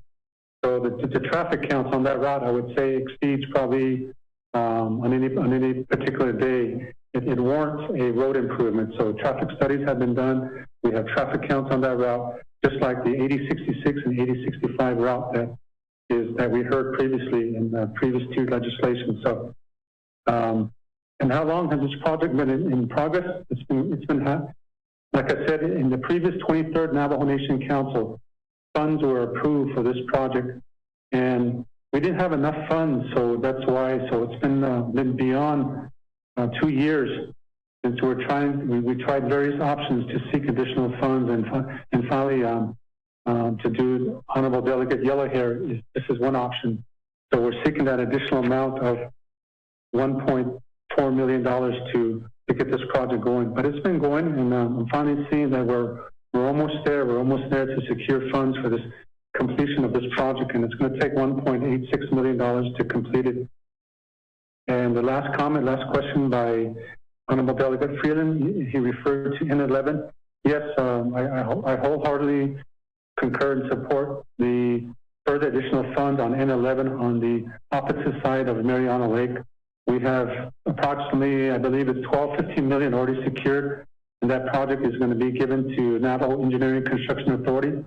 So we're looking for construction to happen in March and April of this year, and we'll do whatever we need, sir, to get secure additional funds for on the north side of N11. It's going to connect to multiple major communities, and it's been a long time coming. So thank you for those concerns and questions, Honorable Delegate Freeland. So those are my responses, Honorable Delegate Chair Nez. Thank you. Thank you. Honorable Freeland, do you have a follow-up question? Chairman, yeah, I guess for N11, I want to start focusing on that because I know the emphasis was on the north side, which is on Honorable Edmund Yazzi's side, which is good.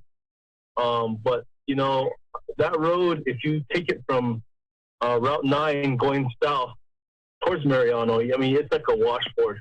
And there's school buses that sit out there. It's a school bus route. You know, and I know for a fact there's students that drive that road that go from NTU, from Gallup area, Church Rock area. You know, I guess what we need to do is figure out funding too. I don't want to drop legislation for Seahawks, but I need to find other money to get that road done. And for the full gamut, the full road, all the way from 9 to the other side, to Mariano Lake. But that's going to be my emphasis for my 2021 initiative. So, yeah, thank you, Chair. That's a comment. Okay, thank you. Honorable members of RDC, and let me go to Chairman So. Otto So, are you back on the line now?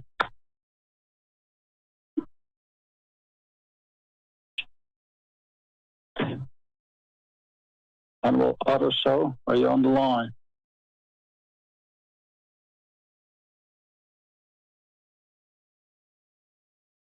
Ms. Siako, is Honorable So on the line? Good afternoon, Chairman Nez. I do not see him in the caller listing.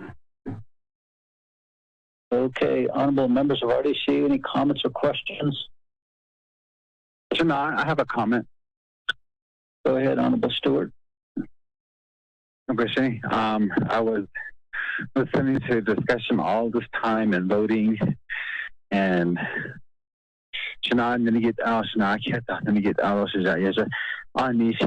these roads and our nationwide without the agenda has it.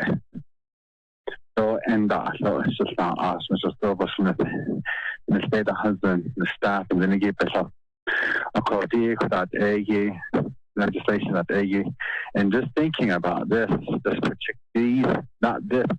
particular legislations again, all three again, vote so Mr. Yao here, so Kodogi, green vote that face the no put down. Without list, and they budget and finance the list. Auto council aid and go to council without able to talk. Even though we vote green from here, I'm gonna go. We are probably all gonna go back to our communities. Our communities are gonna find out about what we did. I'll highlight out the sheet voting lot in your committee. The non-here so if you already knew that there wasn't funding or this wasn't passed off, non-here on the and then the way I see it, my votes for green, there is that way to hear what the other communities are going to say and to hear what council is finally going to say with it. Either way, it's going to pass forward. And I just want to express that, that we do have other roads across the reservation too. And for one area to be considered for this much money, it's kind of hard to see all that funding that I have. One little strip of road over here, Blue Canyon, that Mr. Silversmith and his group know that we got an earful from the 45th delegation when we said yes to just giving a couple to Upton Bridge. But again, my justification for that was that while it's been there all this time, nobody did anything with it. And it was the former delegate from that time that was raising a ruckus about it. but that was then, and we went through that. But this one here, I know we will probably hear from our communities. Because I have Red Lake Road, I have Sawmill Road, Bill, Pike Clay, and like Shannon, Mark Freeland said, we're seeking other funds, not just to attack the nation's trust funds or CSM funding or whatever. We're trying to seek other funds for those as well. Could it be Shannon? Thank you.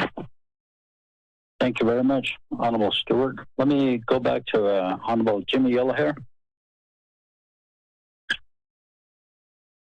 I share Vice Doctor and Shana Rickness, Yes, go ahead. Oh, say, okay, already see a royal area to buy it.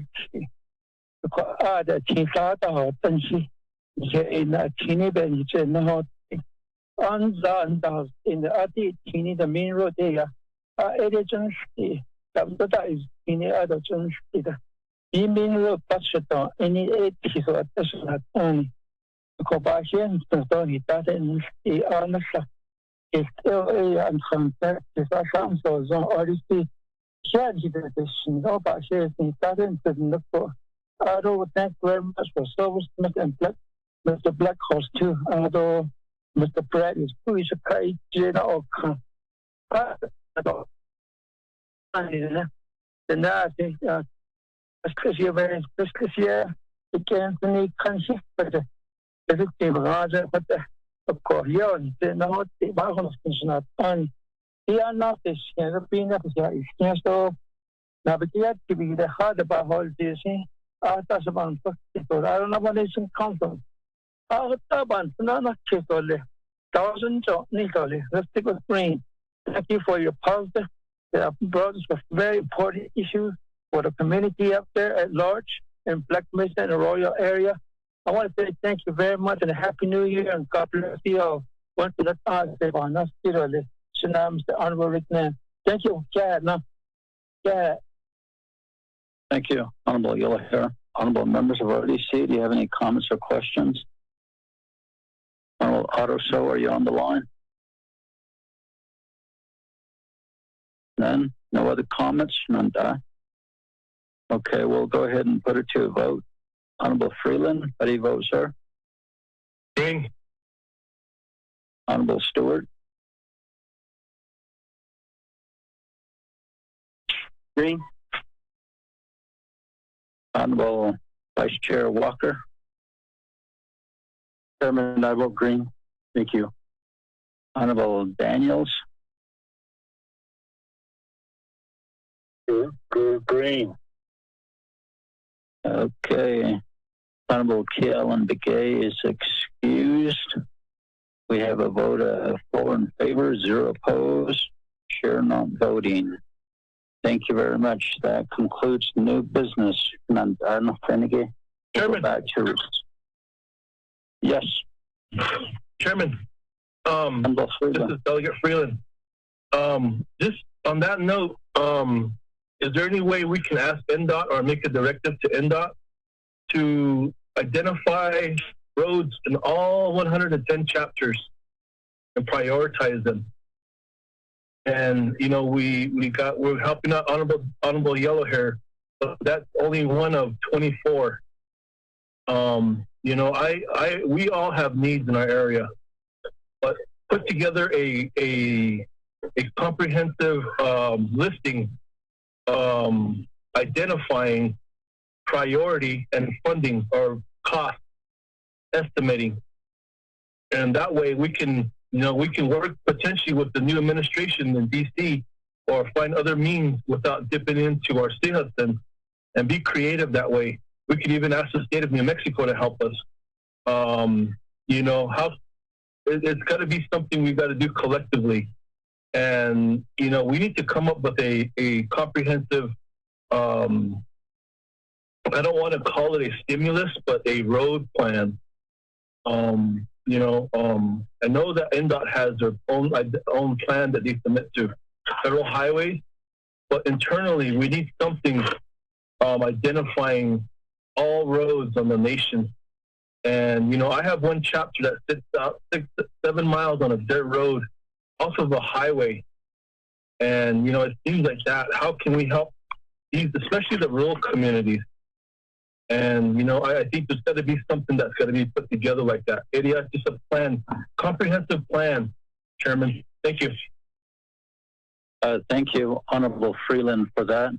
When we debated legislation 0313-20 at the beginning, that's when Honorable Begay made that request to provide an overall comprehensive Navajo Nation transportation plan on the Navajo Nation.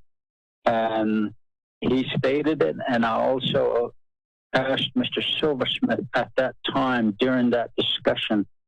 So when we passed that legislation, it is probably going to be part of the committee reports that we had stated that already, to have Mr. Silversmith and NDOT provide that. So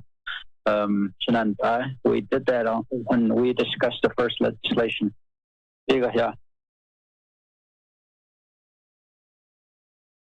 Yeah, but we also need to include the funding sources, the potential funding sources, the cost analysis, the breakdown, looking at other sources of funding without dipping into the PTF or the citizen.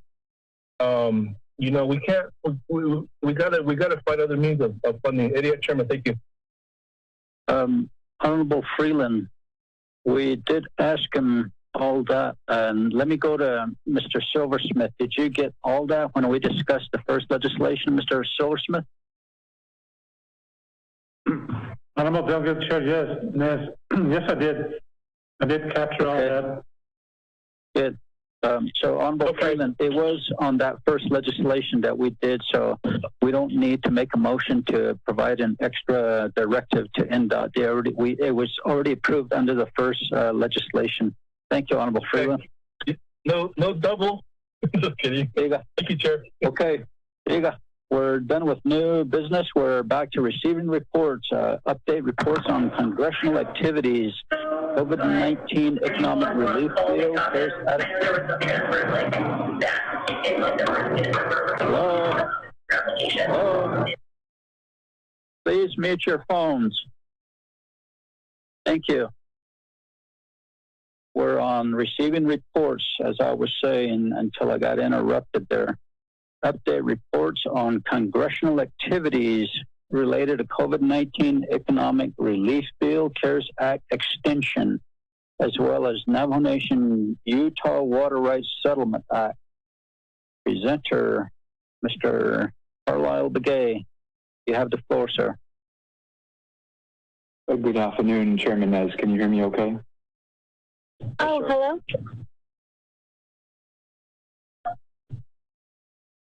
Hello?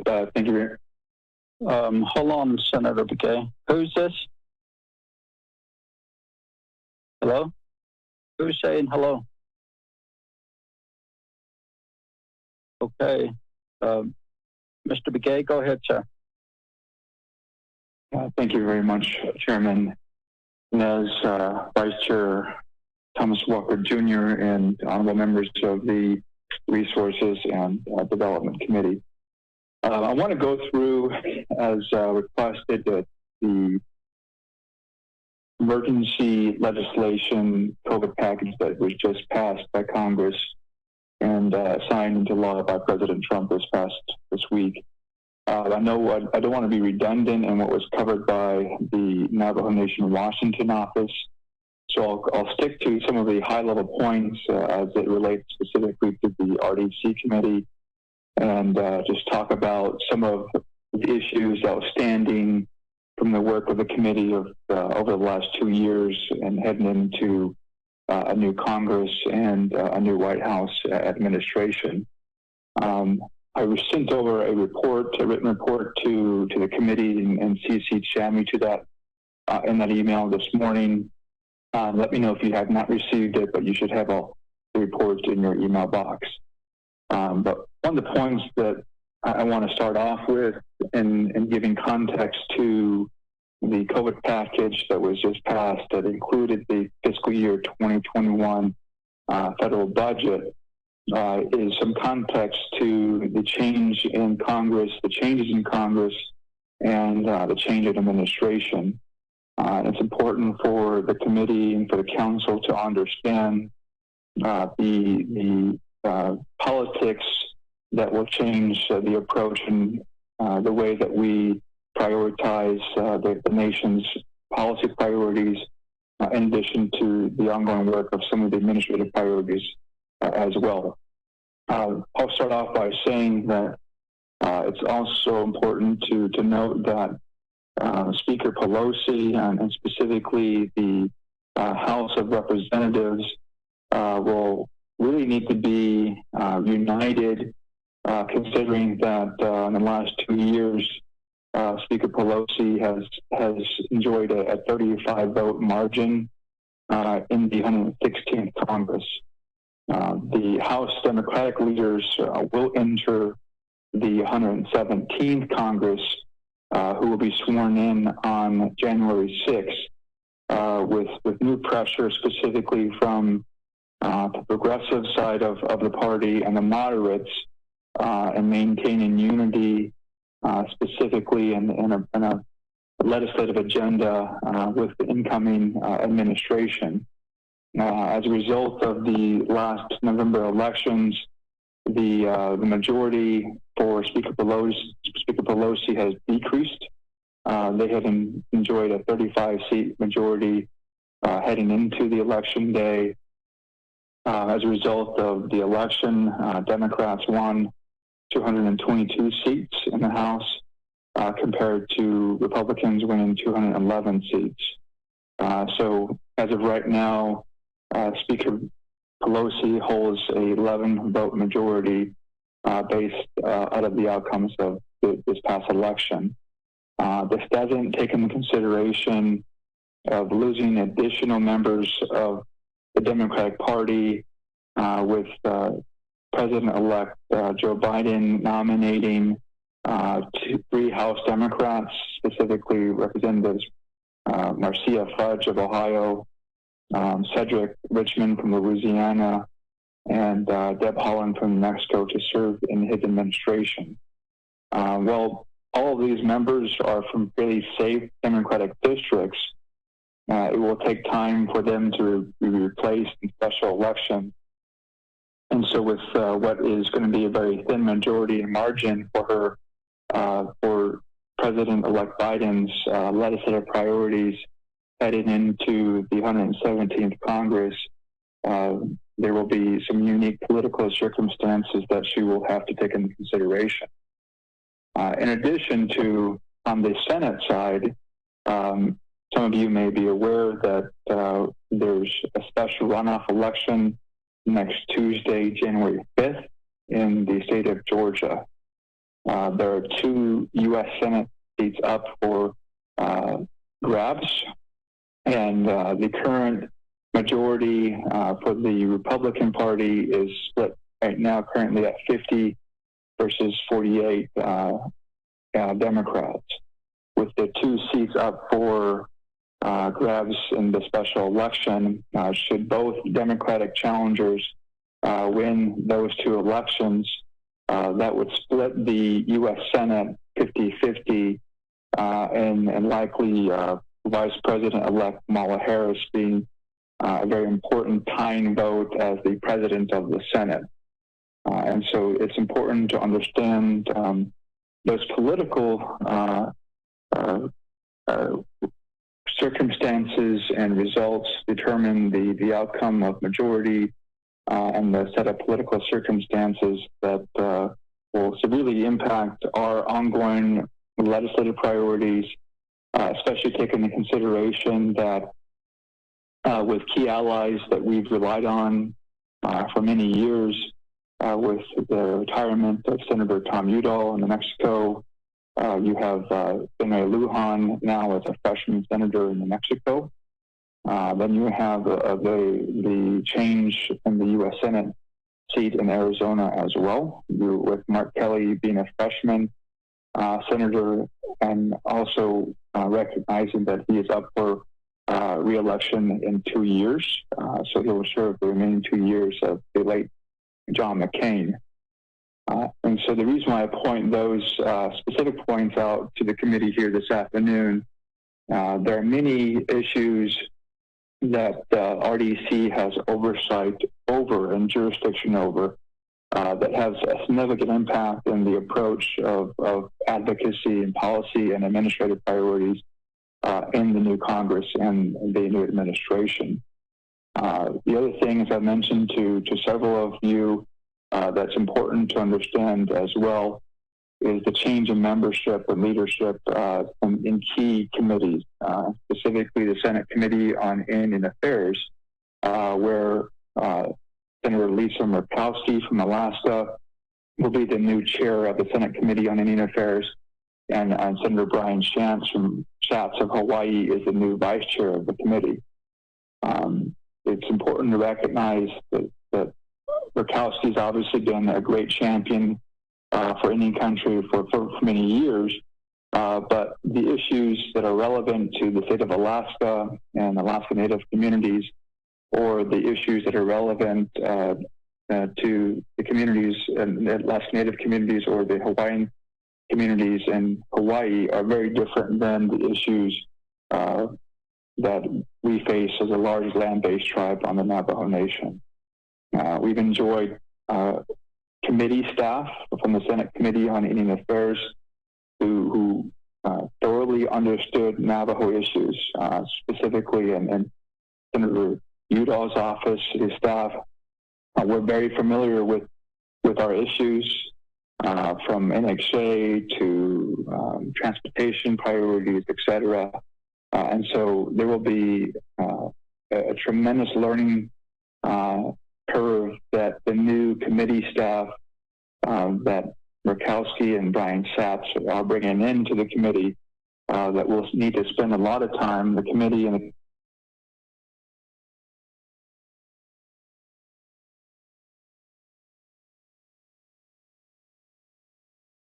the Begay.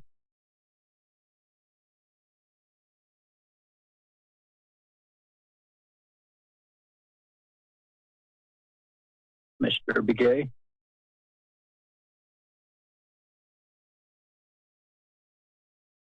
Nanta. We'll pause for a moment until Mr. Begay gets the call back in.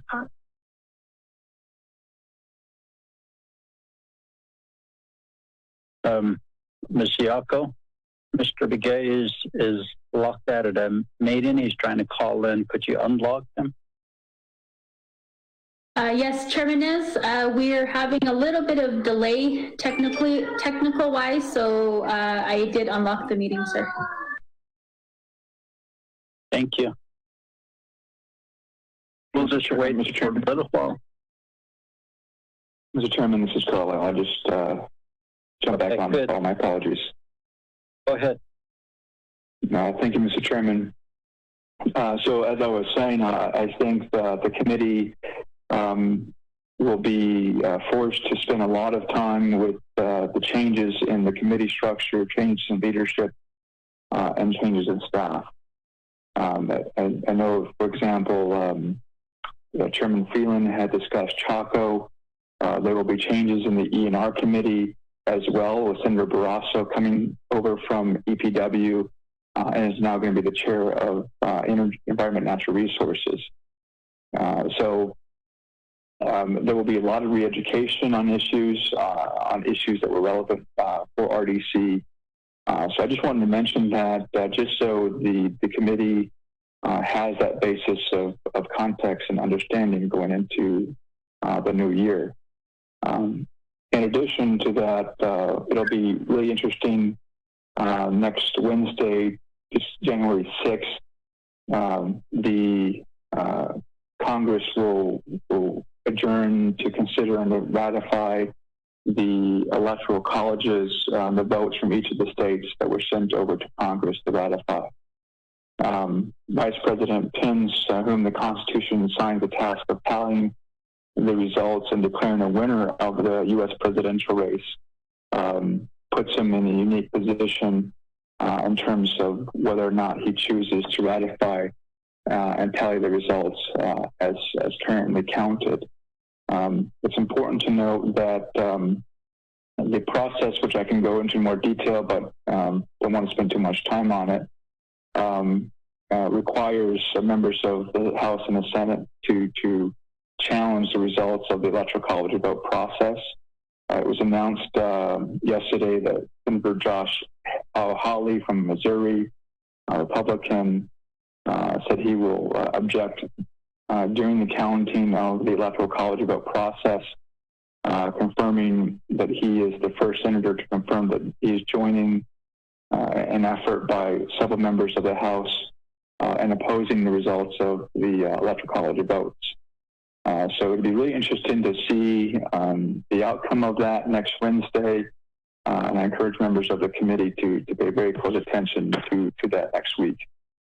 So with that said, Mr. Chairman, I'll try to go through the rest of the memo and report that I sent over this morning. On item number 2, for COVID-19 relief, it's important for the committee to take note that to date, from what we've been trying to track, that the nation, specifically from previous COVID-19 relief packages passed by Congress, not including the recent emergency relief package passed last week, the nation has received over $740 million from all COVID-19 relief funds authorized by Congress. This does not account for the funds distributed specifically to the Navajo area IHS office, which from my account was well over $300 million. Indian Health Services nationally from the previous COVID-19 relief funds had received over $2.4 billion. In the last package, there was an additional amount of funding that was allocated specifically to Indian Health Services. So the point that I want to make is that the Navajo Nation in the last 9 months or so has received over $1 billion of COVID relief funds, both in the coronavirus relief fund package, which the council has spent much time over the last few weeks continuing to allocate the remaining CARES Act funding. But with the new package, it is anticipated the Navajo Nation will receive some additional funds as a result of that. I included just some history in a memo of the effort by various members of Congress on specifically the priority of the nation and prioritizing the extension of the CARES Act deadline, which we received a detailed report of that on Monday from the Navajo Nation Washington office. With the package and the $900 billion COVID relief fund that the Congress authorized, it did not include, unfortunately, additional funds for states, local governments, and tribes.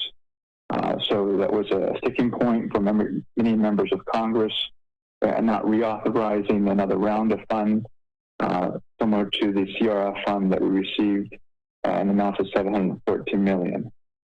As noted, and as you had discussed on Monday as well, the package also included the final authorization and ratification of the Navajo-Utah Water Rights Settlement Act, which settle all current and future claims by the Navajo Nation for water rights within Utah. And so it's a historic achievement by years of efforts of advocacy by previous councils as well, and the advocacy of that in recognizing that there are many delegates and previous delegates that advocated for and negotiated what was included and ratified in what was passed and signed into law by President Trump. So, as I mentioned, I'm not going to go through all of the details of what was included in the relief package passed by Congress, but wanted to highlight a few items that are relevant to RDC. There is a $1 billion set-aside directed specifically for Native American communities tribal colleges and universities for access to broadband and increase of access to rural broadband. And that fund was directed specifically through the Department of Commerce. You've had previous conversations with the Department of Commerce in your previous trips to D.C. I would encourage you in upcoming trips to D.C. that with the fiscal year 21 package, including $1 billion set aside, and with the lengthy discussion that the council had yesterday with telecommunications, that you position to take advantage of that $1 billion set aside. There was also a set aside of $800 million in funding for tribally designated housing entities. And so that was specifically set aside for housing stability issues during this COVID-19 pandemic.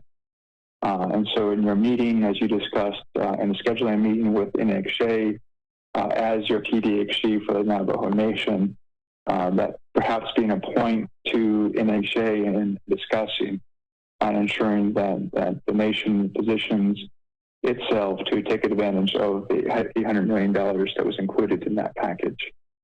I know Delegate Keon Begay, as noted earlier, had discussed the need for transportation, and obviously that being a focus of discussion today. There was set-asides for transportation, specifically for the U.S. Department of Transportation and FHA, in addition to the funding increase for the Department of Interior and funding that you received through BIA directly. There was an increase in transportation funding through BIA, and the designation of that's something that I think with the incoming administration and the designee for the new Secretary of Interior and the nomination, whoever that is, for the Assistant Secretary of Interior, it would probably be important to position and continued advocacy on the Tribal Interior Budget Council and ensuring that the voice of the nation and the allocation and the formula for the fund distribution is positioned by our nation's leadership. I sent a separate email this morning noting upcoming consultations by the Department of Interior and BIA. Specifically, there was a note on January 15th of a consultation on the Tribal Transportation Program. So I just want to make sure that you receive that as well, and ensuring that you members of the council are participating in that consultation meeting. I'll go to item number 3 in the memo. As noted, the Navajo Nation Navajo Utah Water Rights Settlement Act was included in the package. There are procedural items that we'll need to ratify, as noted by Stanley Pollock, and some of the recommendations that he made during the report on Monday by the Navajo Nation Washington office. So I believe that the jurisdiction of that does include RDC. Another issue that may be relevant for RDC, you've had previous committee meetings on this earlier this year. In the summer, there were discussions between Navajo Department of Water Resources, Navajo DOJ, and NTUA with the Bureau of Reclamation concerning the Navajo Gallup Water Supply Project and the updated cost estimate to construct and complete the Navajo Gallup Water Supply Project, anticipating that there's still approximately a $250 million shortfall. How the nation wants to address that shortfall, or whether or not that shortfall number has changed with the reauthorization of the fiscal year 21 budget package, but what remains in that shortfall is and should be a consideration of the committee.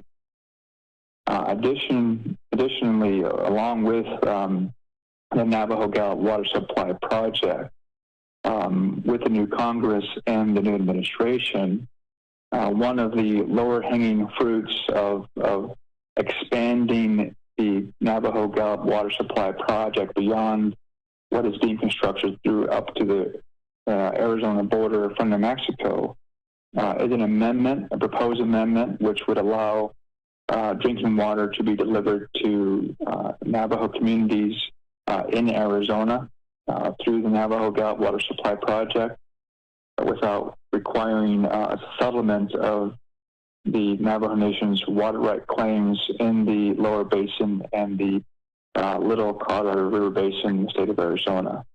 I've attached previous briefings on this, but if you have any questions on that, I know Stanley Pollock is well versed in this specific topic and issue, but just needs some advocacy by the new Congress, perhaps through Senator Mark Kelly and Bene Lujan as new members of the Senate. And it'd be important to them, which we haven't confirmed yet, is whether or not both of those new members of the Senate will maintain their membership on the Senate Committee on Indian Affairs. The last issue for water infrastructure priorities for the committee as it relates to the new Congress and consideration specifically for the Bureau of Reclamation is the ongoing decommissioning process being spearheaded by SRP. The reason why I noted this in the memo, the certificates that are associated with NGS are still held by SRP currently and will continue to be held by SRP until the completion of the commission. The Department of Water Resources in Arizona a few months ago noted that because these certificates are specifically tied to upper basin Colorado River water, if those certificates revert back to the state of Arizona, there's already going to be other stakeholders, states, local governments who are clamoring to take advantage of those certificates and the value of those certificates. And so my recommendation to the committee is to consider re-engaging Navajo Department of Water Resources. I'm not sure if they've had other recent meetings with the ADWR, but a reconsideration of whether or not there's still opportunities to sever and transfer some portions of the value of those certificates for the benefit of the Navajo Nation. Our state statutes within Arizona do allow in our statute for a sever and transfer process. There's a briefing that we wrote earlier this year that details that process.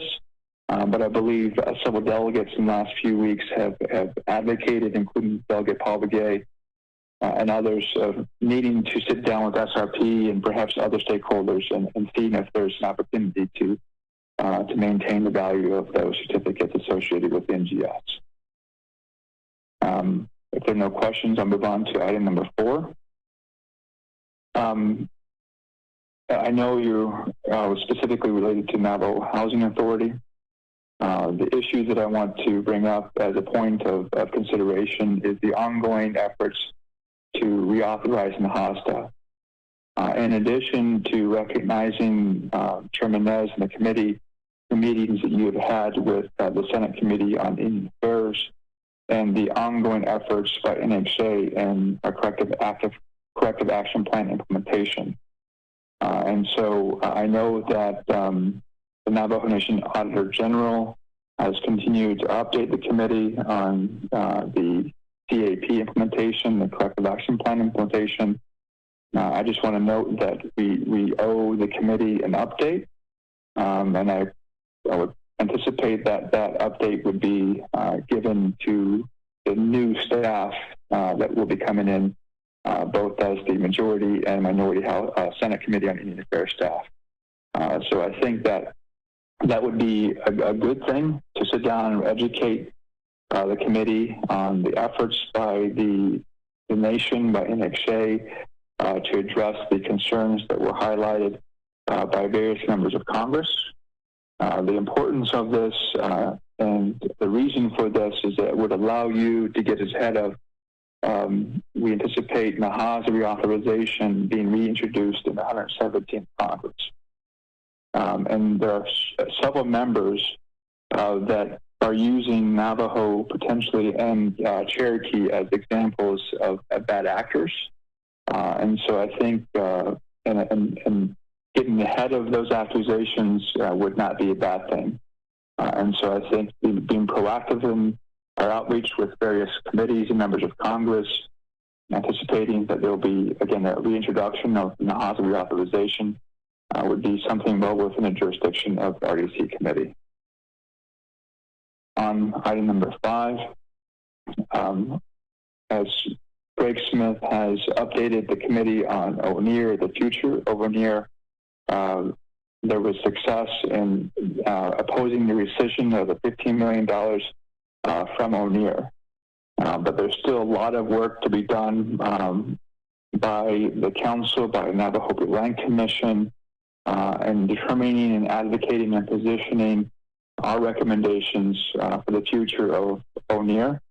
There's going to be a lot of focus on ONER in the next Congress, and I'm assuming the jurisdiction of the Senate Committee on Indian Affairs will have a specific interest in this.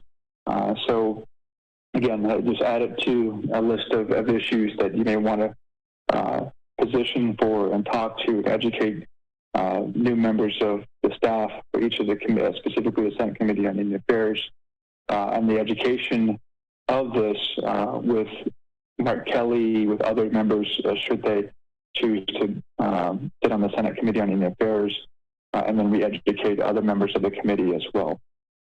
Item number 6, the quadrilateral agreement. I know there's a task force established by the council specific to the quadrilateral agreement.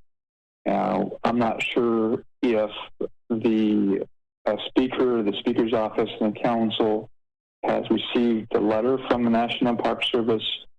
I forwarded a letter to the committee from Assistant Secretary Tara Sweeney before Christmas, noting that the National Park Service will be sending a letter to Navajo leadership regarding the quadrilateral agreement. So I'm not sure if Melinda, that letter has been received by council. If not, we can follow up with the Park Service directly to ensure we have received that letter.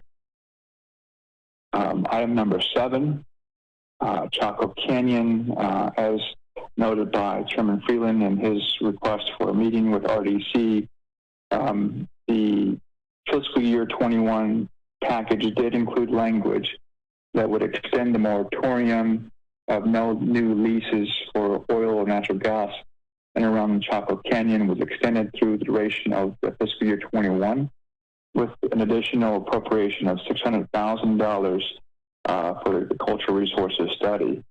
If you recall, the fiscal year 20 package did include $1 million for the cultural resources study that HPD did submit a proposal for, and where the nation was awarded $434 million to complete our portion of the study.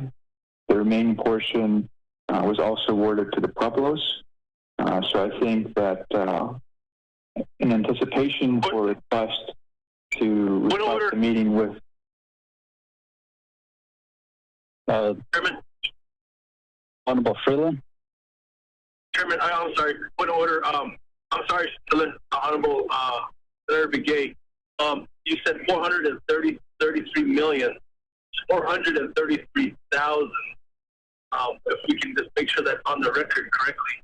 I don't want to mislead or say or have, especially reporting that amount of money to make a difference of that area. Chairman, thank you. Thank you, Honorable Freeland. Mr. Begay? Yes, Mr. Chairman. My apologies, Mr. Chairman, and Chairman Freeland, for that mistake. I'm thinking in millions, not thousands. You're right. So there was $1 million appropriated in fiscal year 20, which the Navajo Nation received a portion of that. That $1 million appropriation was essentially split between us and the Pueblos.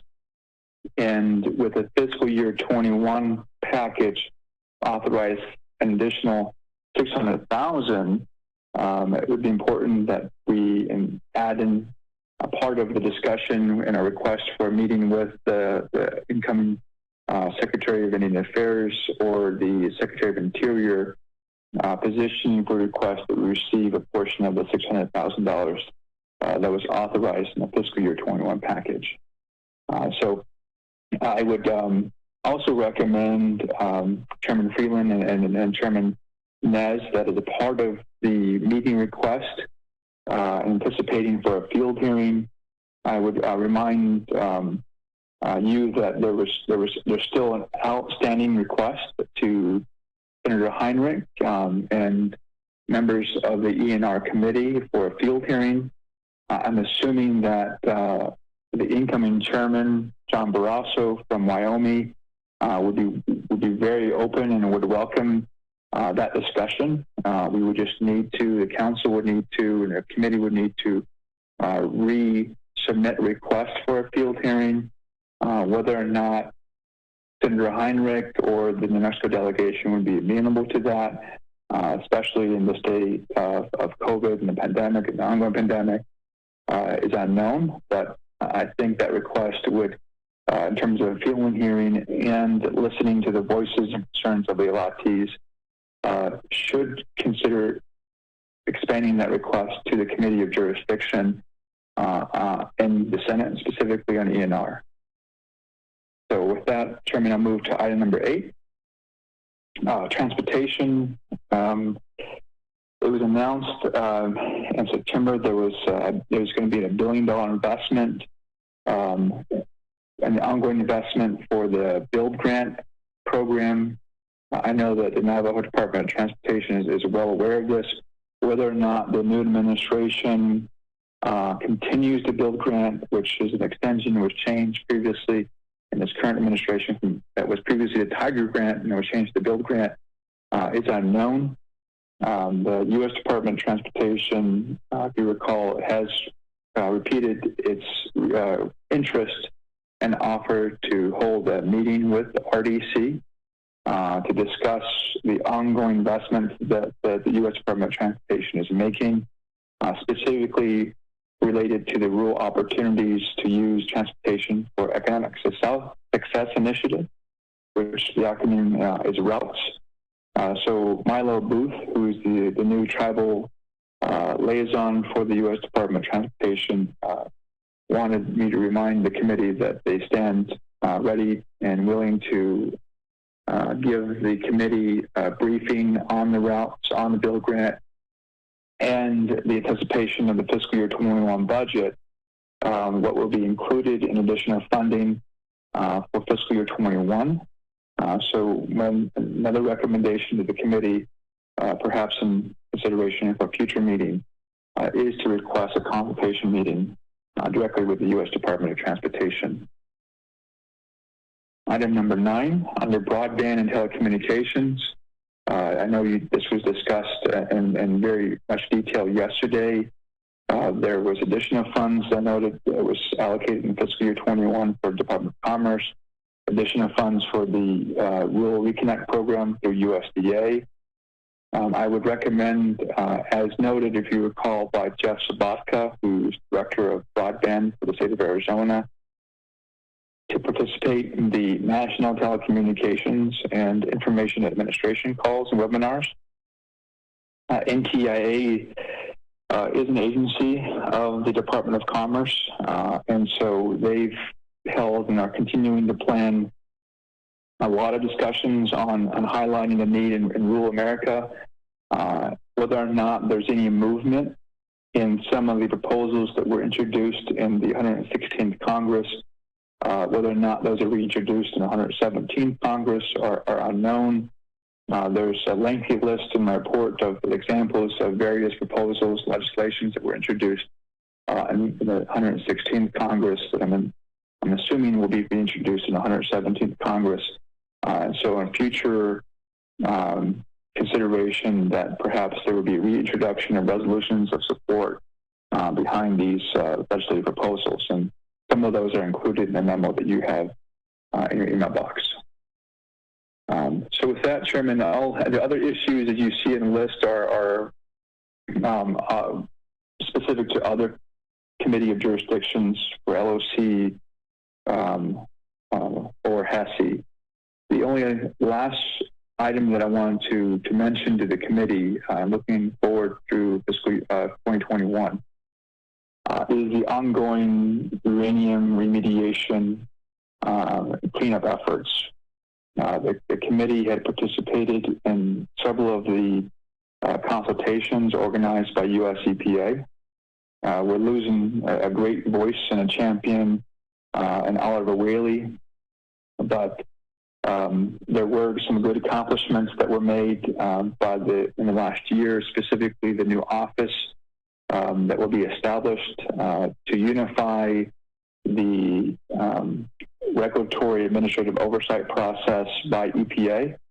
It was recognized that part of the difficulty for the nation and the ongoing remediation is the various regions that have overlapped based on the geography of the nation. And so, as you are aware, US EPA did announce they were going to establish a new office of mountain states here in the Southwest. I'm unsure of where that office will be located, but my point of mentioning this to the committee here this afternoon is still the ongoing need to assess the work that is going to go into the remediation efforts into 2021. There are a number of sites, for example, with Smith and Mariana Lake, and the remediation efforts that are well ahead of other sites of abandoned uranium mine sites across the Navajo Nation. I know that Smith and Mariana Lake are about to enter the ECA stage and are, based on a timeline I'm aware of, are supposed to get community input on the remedial decision that will need to be made in the remedial actions that determine what cleanup decision actions are to be determined. And so the US EPA resubmitted its 10-year plan to the Office of Management and Budget this last fall. Whether or not there's additional approvals or considerations by the Committee of Jurisdiction, the Congress, is something to pay attention to. I know that Congressman O'Halloran specifically has continued to voice concern of the lack of movement or the lack of remediation by EPA and its federal agencies as a concern. So I'm assuming there will be a lot of congressional interest in this going into 2021, in addition to some consideration by RDC and further defining its uranium EPA position. I know that Delegate Keon Begay had introduced legislation to this effect earlier this year that was vetoed by President Nez. In addition to part of that action was moving the DURAC Commission over to the Office of President and Vice President away from Navajo Nation EPA.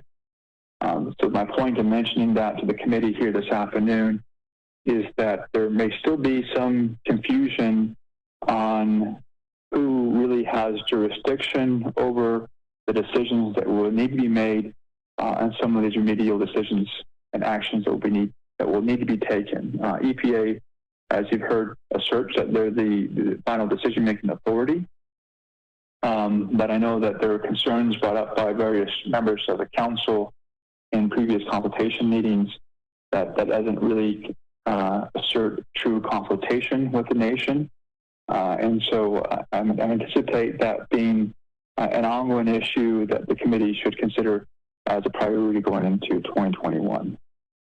So with Mr. Chairman and members of RDC, I'll stop there and happy to answer any questions the committee may have. My apologies for going quite lengthy, but there are more details in the report that I emailed to you.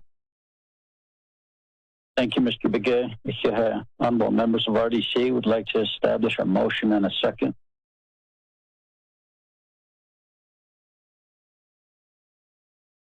And motion. Honorable Daniels, second by. Sir, second. Honorable Stewart. Thank you. Any questions for Senator Begay?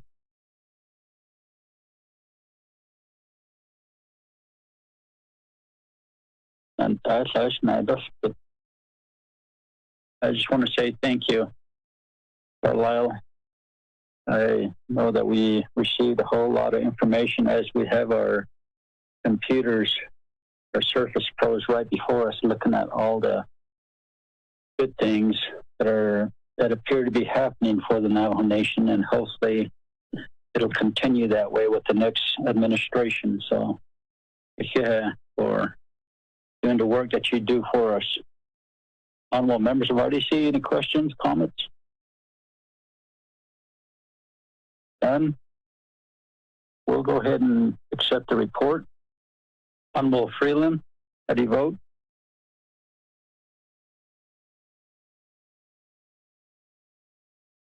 Honorable Stewart? So now I was trying to run to my phone, but real quick comment that I vote green. Thank you, Mr. Begay. Shikes, thank you for the report. Thank you for the explanations and what you have done so far for us and for the nation. I appreciate all the work that you are doing for us and the representation that you give us out there. So, Krishna, thank you. Thank you. Honorable Freeland, how do you vote?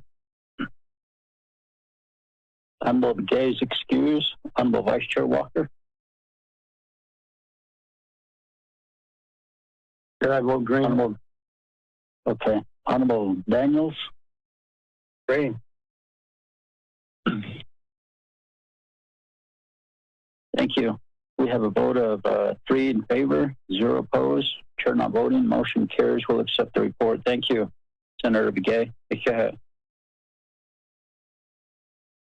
Thank you, Chair. Yes.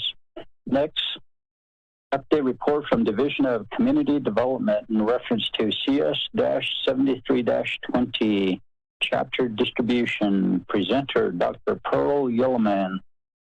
Dr. Yellowman, you have the floor.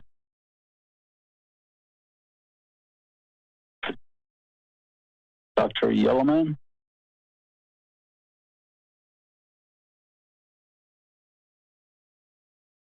Anybody from ASC office?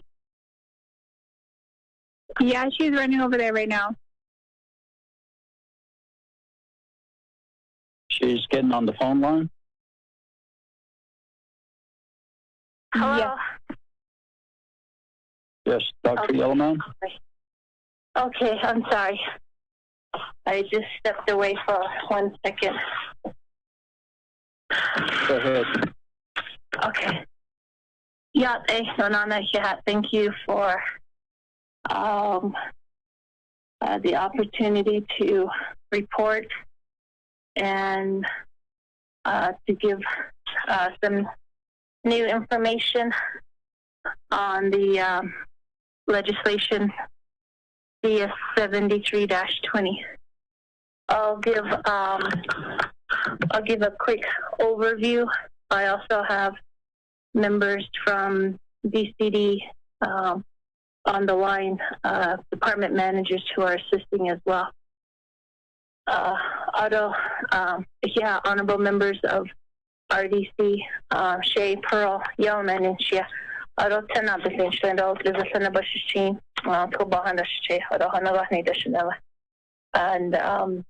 just some items I want to share is we do have 105 Navajo Nation chapters confirmed to receive essential items. I will then share the confirmed amount of items purchased, and then I'll also share outbound coordination, where I'll call on Mr. Pat Dalgai. I will also share outbound assets within the Navajo Nation, which Mr. Dalgai can also go into detail on that. There are some outbound challenges that I'll cover. And then a big portion of the report is also the chapter strategic dispatch and delivery of essential items, which Mr. Martin has been coordinating with ASC and the chapters, where she'll cover chapter preparation and chapter outbound to community members. As you know, this is been CS73. It's a large legislation under the CARES Act fund, and with great purpose and great intent as the legislation was drafted. And but we have met some challenges. So under the first item, there are 105 Navajo Nation chapters expected to receive items. These are items that they have submitted into the portal. Again, the portal has been administered by Baker Tilly, and Baker Tilly staff are the ones who have procured these items. There's an estimated total amount of just under $30 million worth of essential items. These items include water, care packages, hygiene items such as diapers, toothbrush, toothpaste, items that include vitamins, Gatorade, hand warmers, blankets. So these are items. There's a type of food ration, like a instant food package. These are some of those items that have been procured by Baker Tilly. What we are being told is this is one of the largest distributions or purchases in this region, and we have had to consult but we did have to partner with BIA, and we appreciate BIA and their swift response and ability to partner with us to store some items in one of their facilities. Since the items have been arriving to the Navajo Nation, we, with the assistance of Baker Tilly, they have procured a large temporary warehouse located on the Navajo Nation Fairground. We have partnered with Division of Natural Resources in utilizing that space from the beginning of the pandemic. And there are two warehouses. One is 120,000 square feet, and the other one is 60,000 square feet where staging occurs. The delivery of the items have been coming in the later portion of November.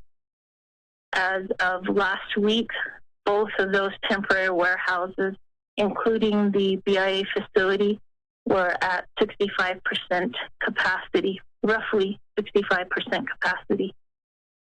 As of this week, we have hit close to 95% capacity of those temporary warehouses.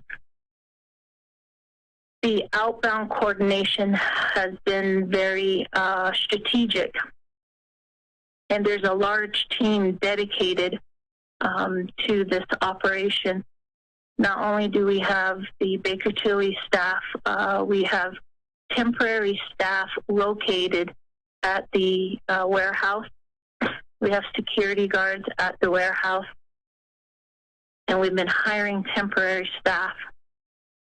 It is important to note that during the legislative period or process of 73-20 Budget and Finance, they supported DCD receiving an additional $2 million for support. Unfortunately, we lost that November 20th, and we have tried to keep on staff as much as we can. And we have been relying on some volunteers, and we have been relying on internal Navajo Nation assets as far as vehicles, trucks, trailers, and other divisions who have sent staff over to assist. The outbound coordination is very strategic, as right now we have large semi-trucks coming onto the nation. And for safety purposes and keeping in line with the safety CDC guidelines, there has been consensus that We are still delivering. We are still receiving semi-truckloads of items, and the operation site is not open for chapters to come in and pick up items. And the process for that is, it's important to note that the process is that these items come onto the nation and they are inventoried. At that point, they're deemed received at the nation. And then there is a crew dedicated to sorting as to what the chapters have submitted. But thankfully that what the chapters have submitted has been automated. There is some automation as to what Baker Tilly has through their portal. For example, what a chapter is expected to receive. But it's the manpower. It's the manpower to break down those pallets and then to sort those items by chapters. So we have a team dedicated to the sorting and then a team dedicated to those outbound coordination. And at this time, Chairman Nez, I would like to call on well, let me go through my list and then I can call on Mr. Delgay and Mr. Martin. And then we have been able to secure some assets within the Navajo Nation. Those include semi-trucks from NDOT, some trailers from Division of Natural Resources and General Services, and then we had some internal assets by way of trucks and trailers from BCD. So we appreciate those divisions assisting and assisting by sending volunteers to the warehouse. Some of the outbound challenges that we have encountered the last couple of weeks is one is the Christmas holiday. So there were some times where the chapters closed. The nation did close for Christmas holiday. We have another holiday coming up this weekend, and we do have truckers, the truck companies as well, that are not traveling. We do have the elections coming up next week, and there will be a shift or a transition in leadership at the chapter level. That will require some orientation and some smooth transition as to them coming into this type of operation, or vice versa, this operation coming into the local chapters respectfully. And other challenges include some chapters are closed due to COVID or COVID-related circumstances that we're monitoring. In addition, we do have staff at the chapter level who are either recovering or self-monitoring or self-quarantining. That also has been a challenge for the division as well. In the last 3 weeks, we've had similar situations and similar experiences.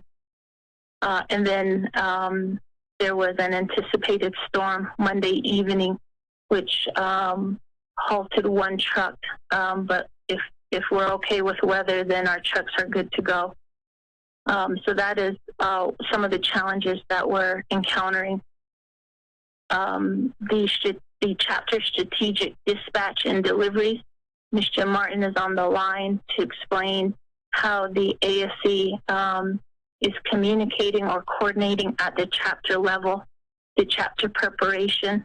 There's quite a bit of detail as to the type of trucks that can go out to some of the chapters and the type of material or equipment needed at the chapter level to unload some of these large pallets.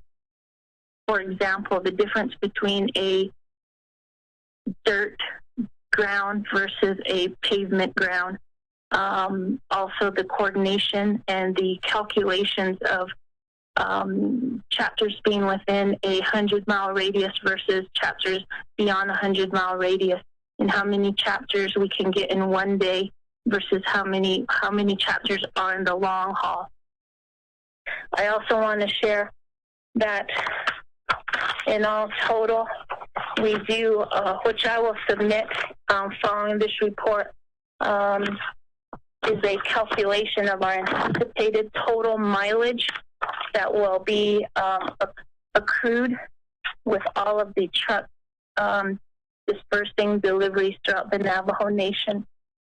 And in total, we will have, this operation will have a total of 143 semi-trucks of water, 22 trucks of Gatorade, 43 trucks of PPEs, 32 trucks of food, 183 trucks of sanitation, 17 trucks of senior packages, senior essential items for elderly, and 18 trucks of blankets and hand warmers. That's a total of 458 estimated truckloads that will be coming onto the nation and or being dispersed back out to the 105 chapters. That amount of 458 truckloads will equate to an estimated 9,160 pallets, and roughly one truckload or one semi-truck is around 18 to 20 pallets. This has been a large operation, and I appreciate all those involved. I'll share a few more numbers here. Sorry. Keep saying I need better glasses. Just some rough estimates as far as what some chapters are expected to receive. They vary from one chapter is expected to receive 5 pallets of goods or consumables, and this is what they entered into the portal. There's still some reconciliations and some challenges of what chapters have entered into the portal. But respectfully speaking, that has been a challenge in all areas, not just the essential items. That was across the board for a lot of items that were entered into the portal. So one chapter is expected to receive 5 pallets of goods, and then we have one chapter expected to receive as high as 377 pallets of goods. So the variation is anywhere between 5 and close to 400 pallets of goods. The coordination is really important because one chapter needs to be prepared to receive and then prepared to distribute back out. They have to have the manpower at their chapter to distribute back out and be able to break down the loads that come.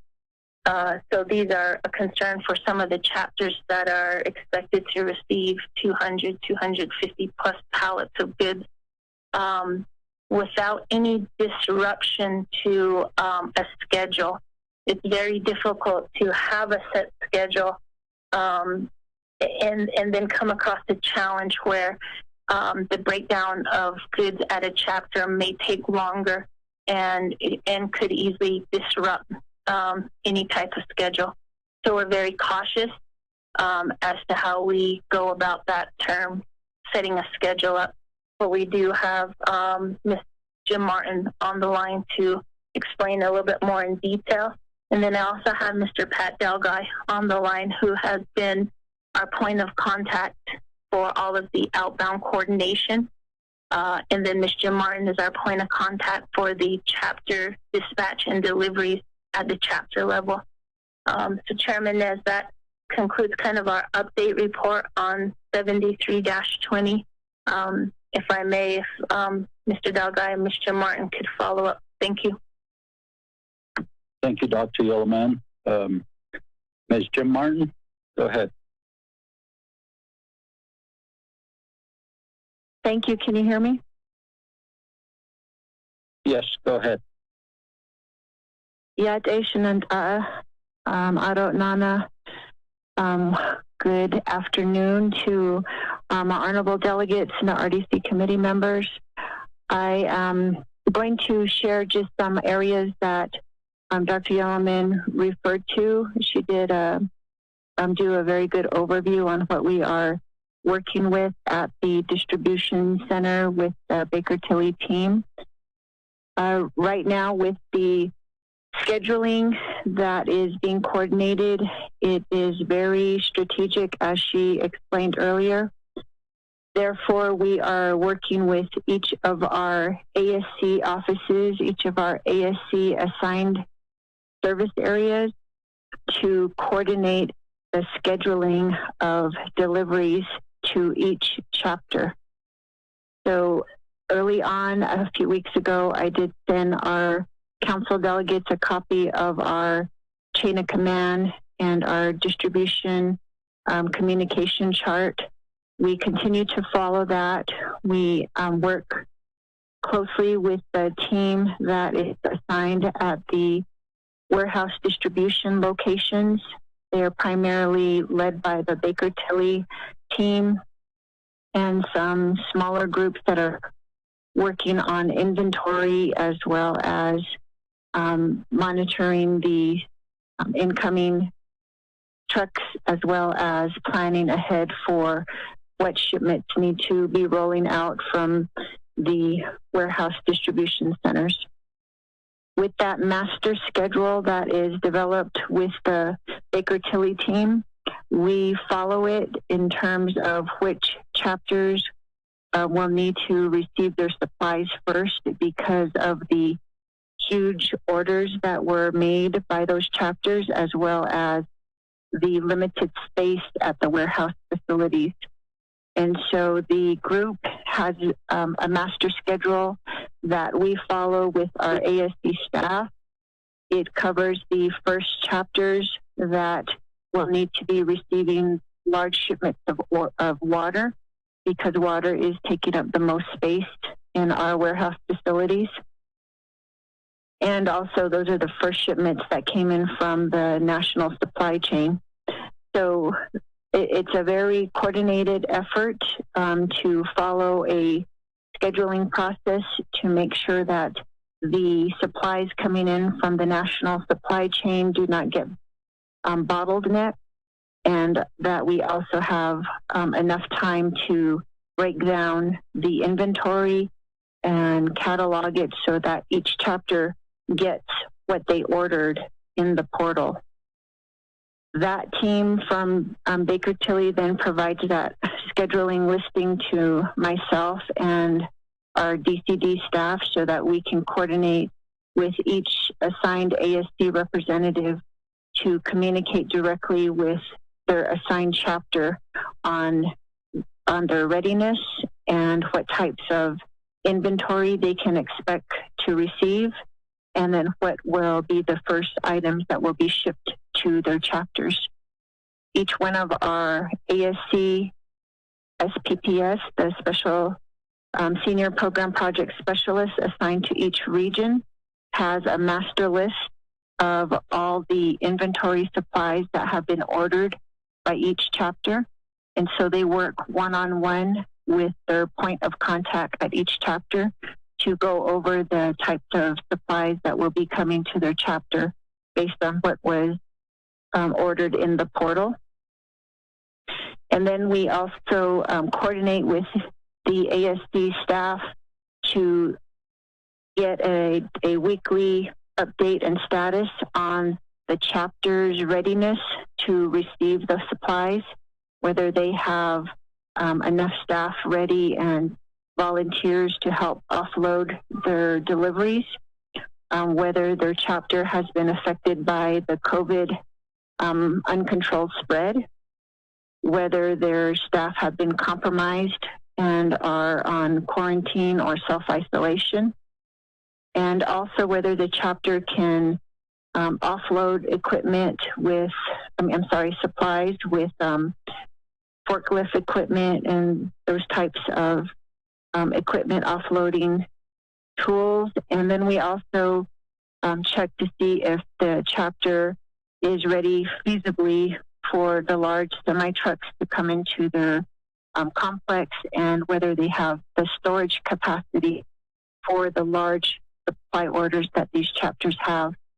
And so those are ongoing weekly check-ins with the chapters to see their readiness, to see if anything has changed regarding their deliveries, and then to assist them with any problem areas if they need additional support, if they need help with a forklift, or if they are trying to secure storage space. Our ASC staff and the chapters are working together to help get their chapters ready according to their own distribution plans. With that, we do have daily calls with our ASC staff. We have daily briefings to update them on the status of the schedule and also the outbound trucks, which Mr. Dalgai will cover. We also have daily briefings with the Baker Tilly team every morning on the status of the distribution center, scheduling, incoming trucks, and outgoing deliveries. We are just starting this phase. We just really started this week to test out the first deliveries to our chapters. We've been able to deliver to 3 chapters right now to get some of the supplies rolling out with the transportation we have. And it's helping us find the glitches and address some of the problem areas with the Baker Tilly team. And so once we start to get through this holiday season, we should have a regular schedule of deliveries coming out, and each chapter will get advance notice to be on standby. And as we get closer to the trucks being scheduled out, the chapters will get notification that their trucks will be coming on a certain day. So with that, Shananda, that has been the process that we have started. It is just beginning. We do anticipate many chapter deliveries coming out until mid-January into the late January for most of the chapters, while we get these large orders of water out and delivered. We do anticipate going into the month of February due to the pandemic, the weather, and any other transportation delays. But we also know that there are chapters that are eager to receive their supplies and anxious to start distributing to their community members. And so we are coordinating with the Baker Tilly team that once the semi-trucks that are inbound are finished with the deliveries from the national supply chain, then the traffic with the semi-trucks will be reduced so that we can start to bring in smaller vehicles to pick up deliveries. And again, that is a big safety issue that will need to be addressed and adjusted as we start to get into that second phase of operation. So with that, I'll go ahead and turn the time over to Mr. Dalgai to explain the outgoing truck deliveries. Thank you. Thank you very much, Ms. Jim Martin. Mr. Dalgai, you have the floor, sir. Yate Nan, Chair, fellow members of RDC Committee, and others listening in on this meeting. I'll go ahead and briefly go over the status of outbound deliveries to the chapters. At the beginning of this process, I was assigned the contact person for trucks and trailers, assets to assist with the shipments and deliveries of the goods and services from this large operation. And it was mentioned before, we just started this week, Monday. So last week we've been reaching out to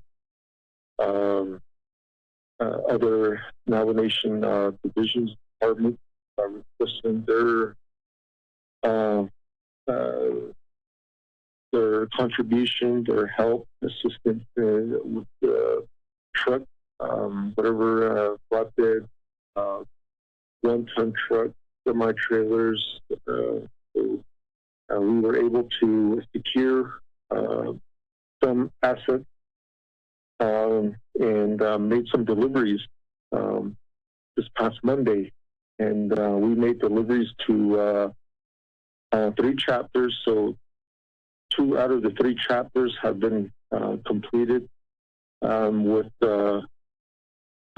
bulks and pallets of water. So at this moment, we're in the process of delivering, again, more pallets of water to another chapter. We're about 75% complete with that. And we will continue on through the remainder of the week up to tomorrow. And then we'll be shutting down for the holiday season and beginning distribution again on Monday. So these are the meetings and discussions that have been brought up in our daily meetings. So, but Ms. Yeldman has mentioned there were some challenges with some drivers. There are some trailers and trucks available, but some drivers they're lacking some drivers from their department. And some of these trailers and trucks are also being utilized for other division department commitments for their own project. And so they've been providing some assets based on their schedule. And so we've been utilizing whenever it was available to deliver some of these supplies. And also unloading at certain chapters. So everybody has to get involved and unload by hand. Sometimes some others have provided some equipment, which are very helpful. So we've have a master list, and we're going by bulk orders, largest orders. The chapters have ordered. So there's quite about around 7 chapters that have about over 100 pallets of water ordered. So we're those are priority. We're handling those first. So we'll be continuing on to this week, and also starting back up next week on Monday, and we'll be going through this process for next few weeks until all shipments have all orders have been shipped out to the appropriate chapters. So I'd just like to also thank these division departments that have contributed some assets to this operation. It has been very helpful, very appreciative for these drivers to get involved and help us out here, and much appreciation to their supervisors to allow them to assist us with this operation. So, Chair, Ms., and then members of the RDC member. Yeah, thank you. Thank you, Mr. Delguy. Honorable members of RDC, let's establish a motion and a second.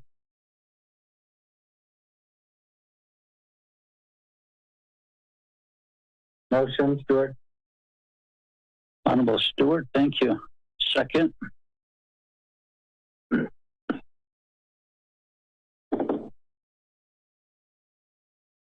Second.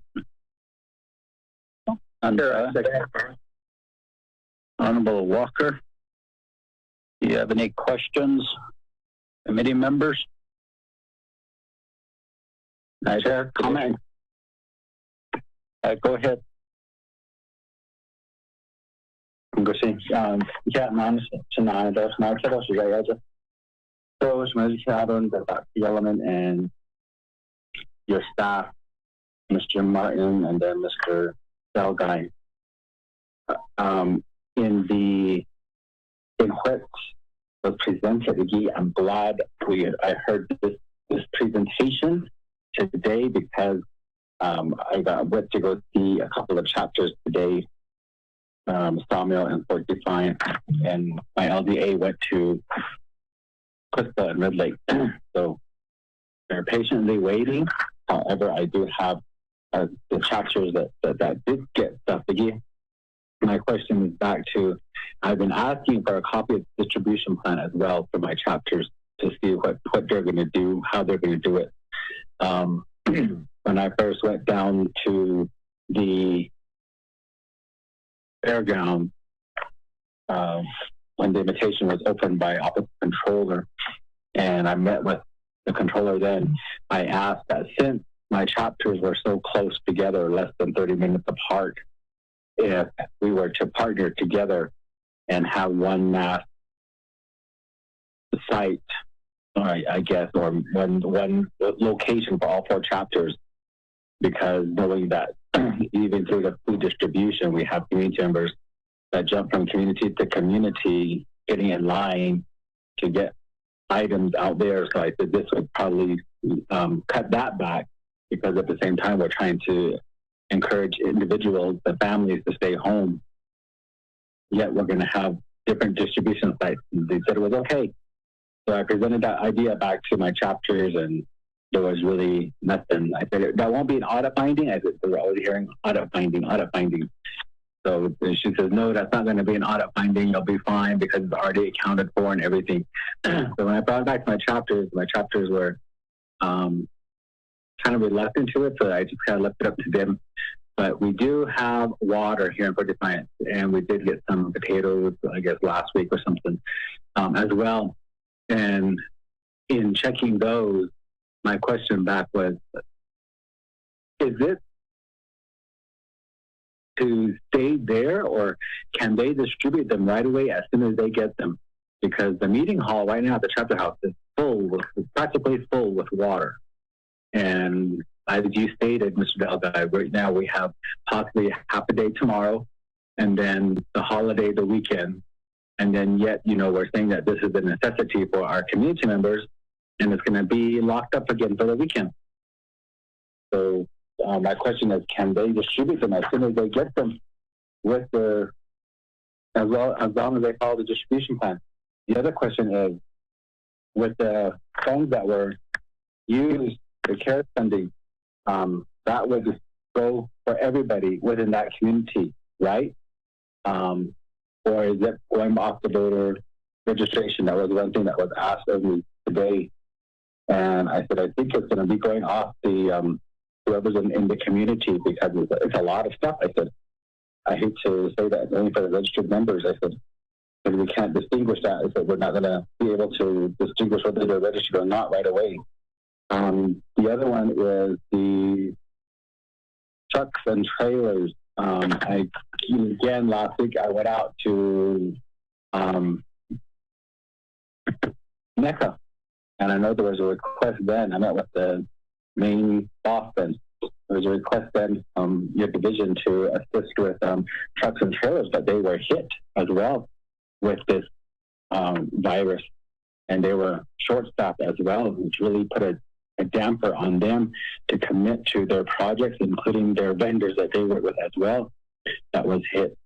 So, with the trucks and trailers, and going back up to where it was saying that staff readiness, making sure that they're COVID negative, is this going in place with the trucks and the truckers, the drivers as well?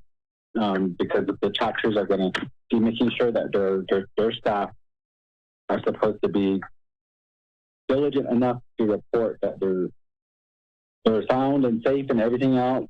And then are the truckers going to be doing that as well, because they're going to be the ones out there driving these semis or trucks and trailers. And then I know that with the statement that was also stated that some chapters have forklifts, whether they're handheld or not. And then the other one is that the equipment there, I was asking my chapters, you know, are they working with the local schools, like with Crystal, the local boarding school, or how they're doing that? So they reached out to different individual, different programs to ask for assistance with that equipment to get this in their area. Otherwise, those are just some questions and some comments. Thank you for the report. As always, you guys are always doing a good job to the best of your ability, and I appreciate that. And you guys do a lot with the chapters, and I appreciate the communication that's happening with the ASCs as well, from the ASCs as well to the chapters, and scheduling the meetings, and I participate in those and listen in on those at times as well. So again, thank you. That's it for now. Going back on mute. Okay, thank you, Honorable Stewart.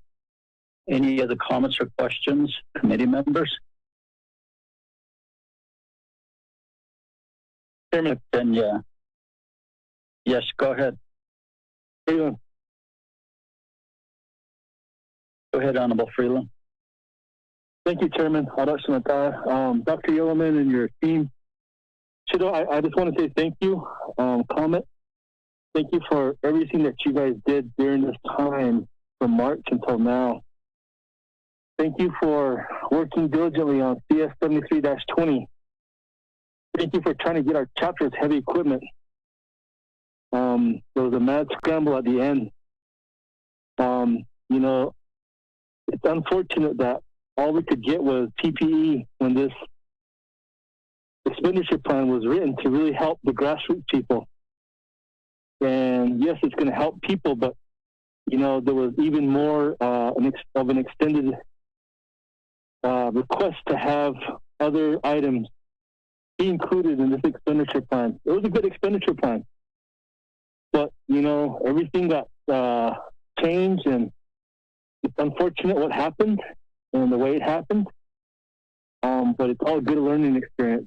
And, you know, I guess my question is not really to you, but I don't know if the controller's on the line.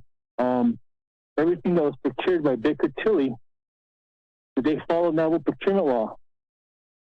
Were these items also procured by Navajo-owned businesses first?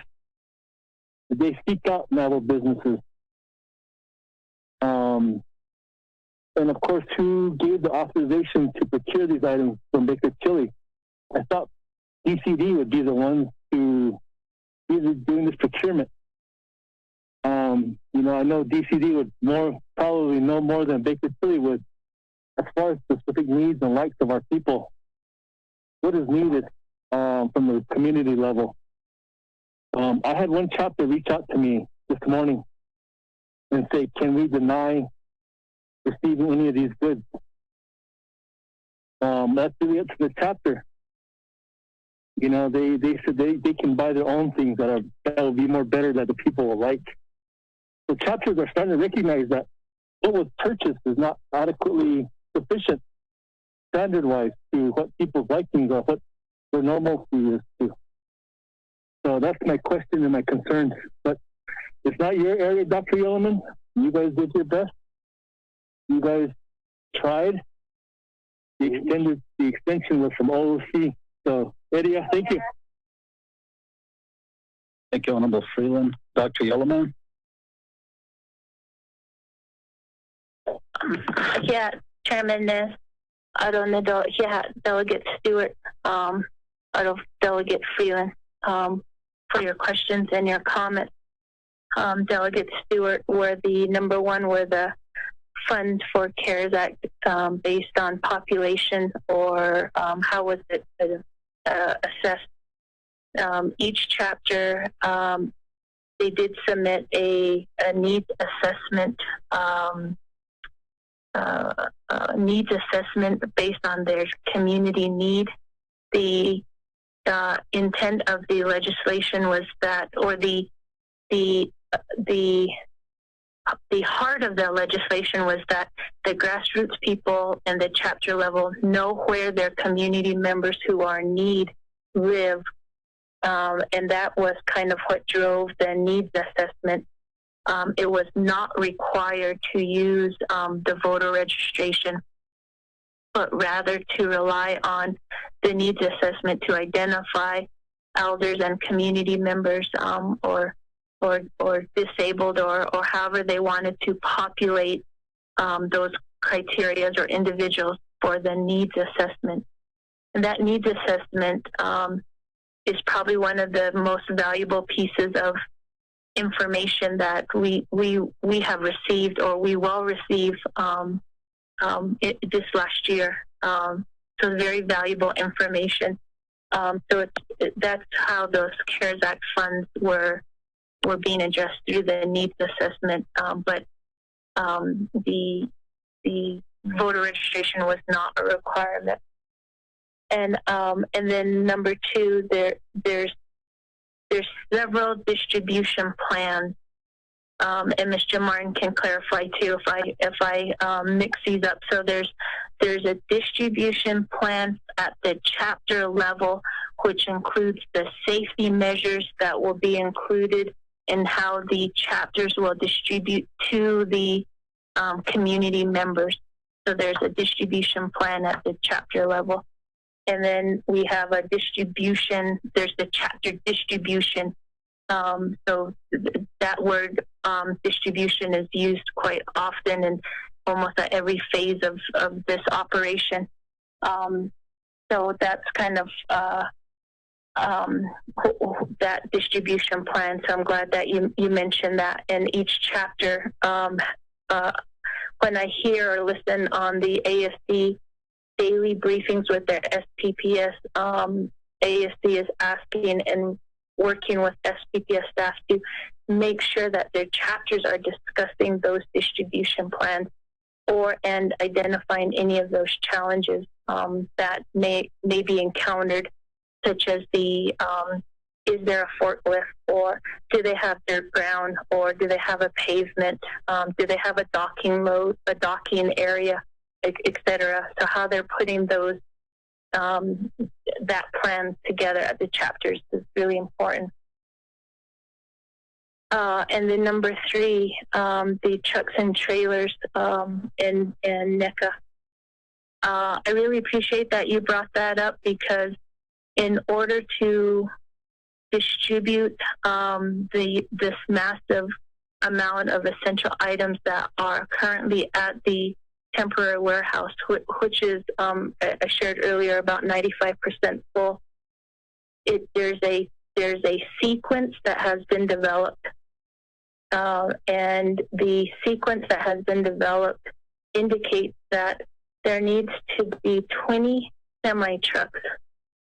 There needs to be 20 trucks leaving continuously for the next 30 days to distribute out to the chapters, which wholeheartedly brings the awareness that what we have at the warehouse is direct COVID relief items.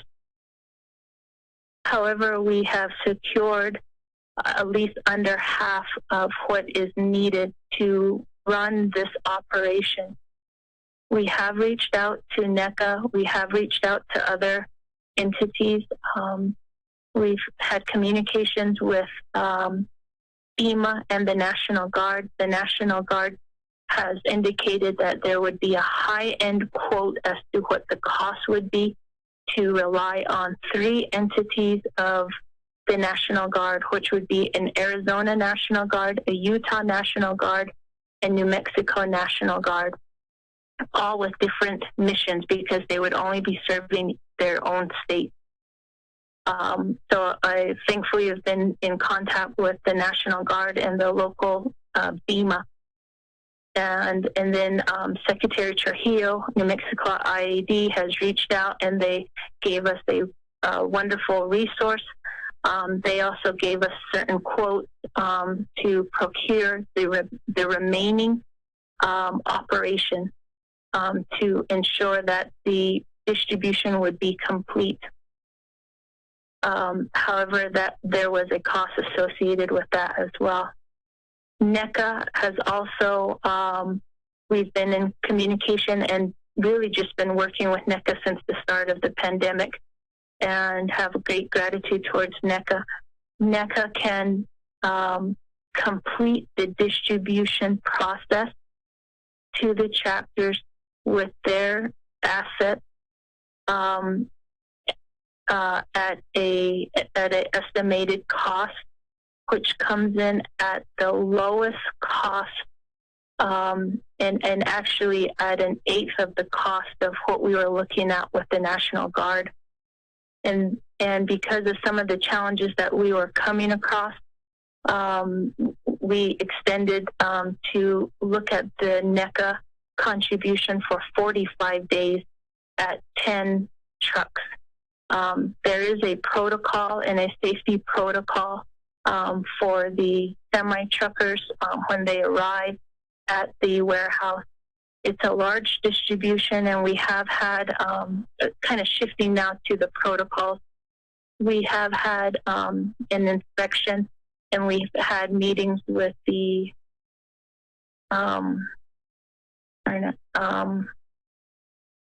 risk management and the fire chief. The fire chief, Mr. Chi, Fire Chief Chi, who has been working with us in doing the inspections.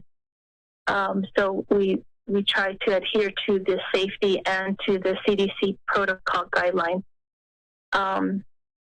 It really, honestly, it really is a risk. I mean, if one person came into the grounds and had any type of symptoms, that really could just jeopardize the whole operation. And we just really this have to. conference has reached its maximum duration and will end in 1 minute. Oh, no.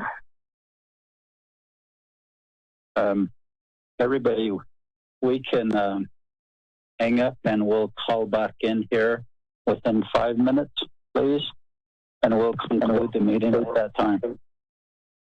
So we'll call back in. Thank you.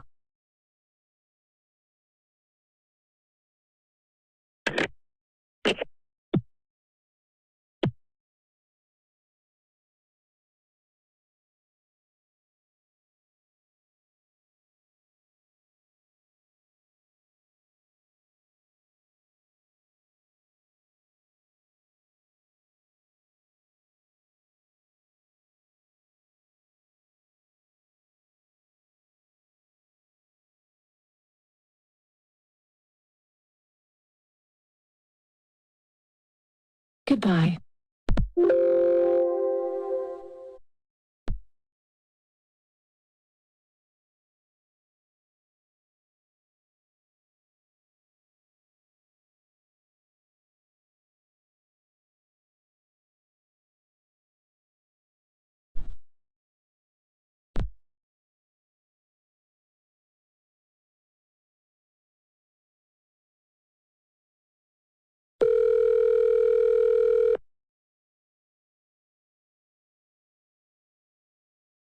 This call may be recorded or transcribed.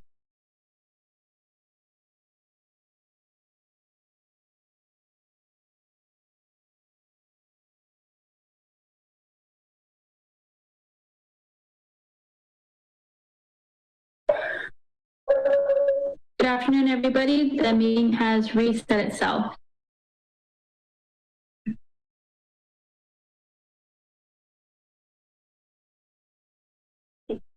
I'm back on feeling.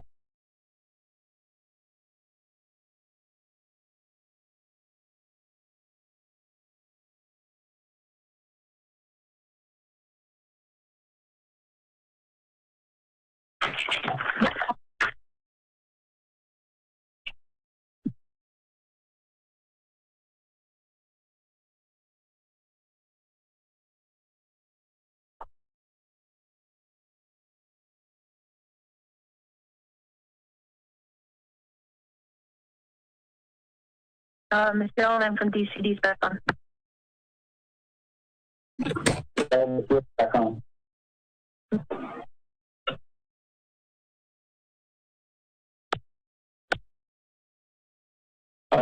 Colleagues, Walker. Yes, Chair. Okay. Honorable Stewart. Yes, sir. Okay. Thank you. Honorable Bengals. Okay, Dr. Yellowman?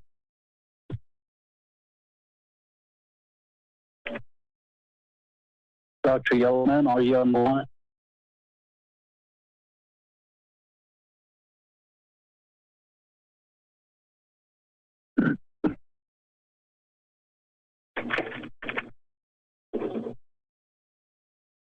Dr. Yellowman, are you on the line now? I'll go let her know right now. Okay.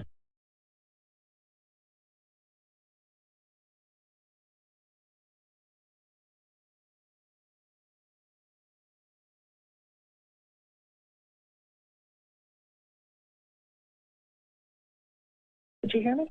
Yeah. Oh, okay. Thank you, Chair. I'm on there.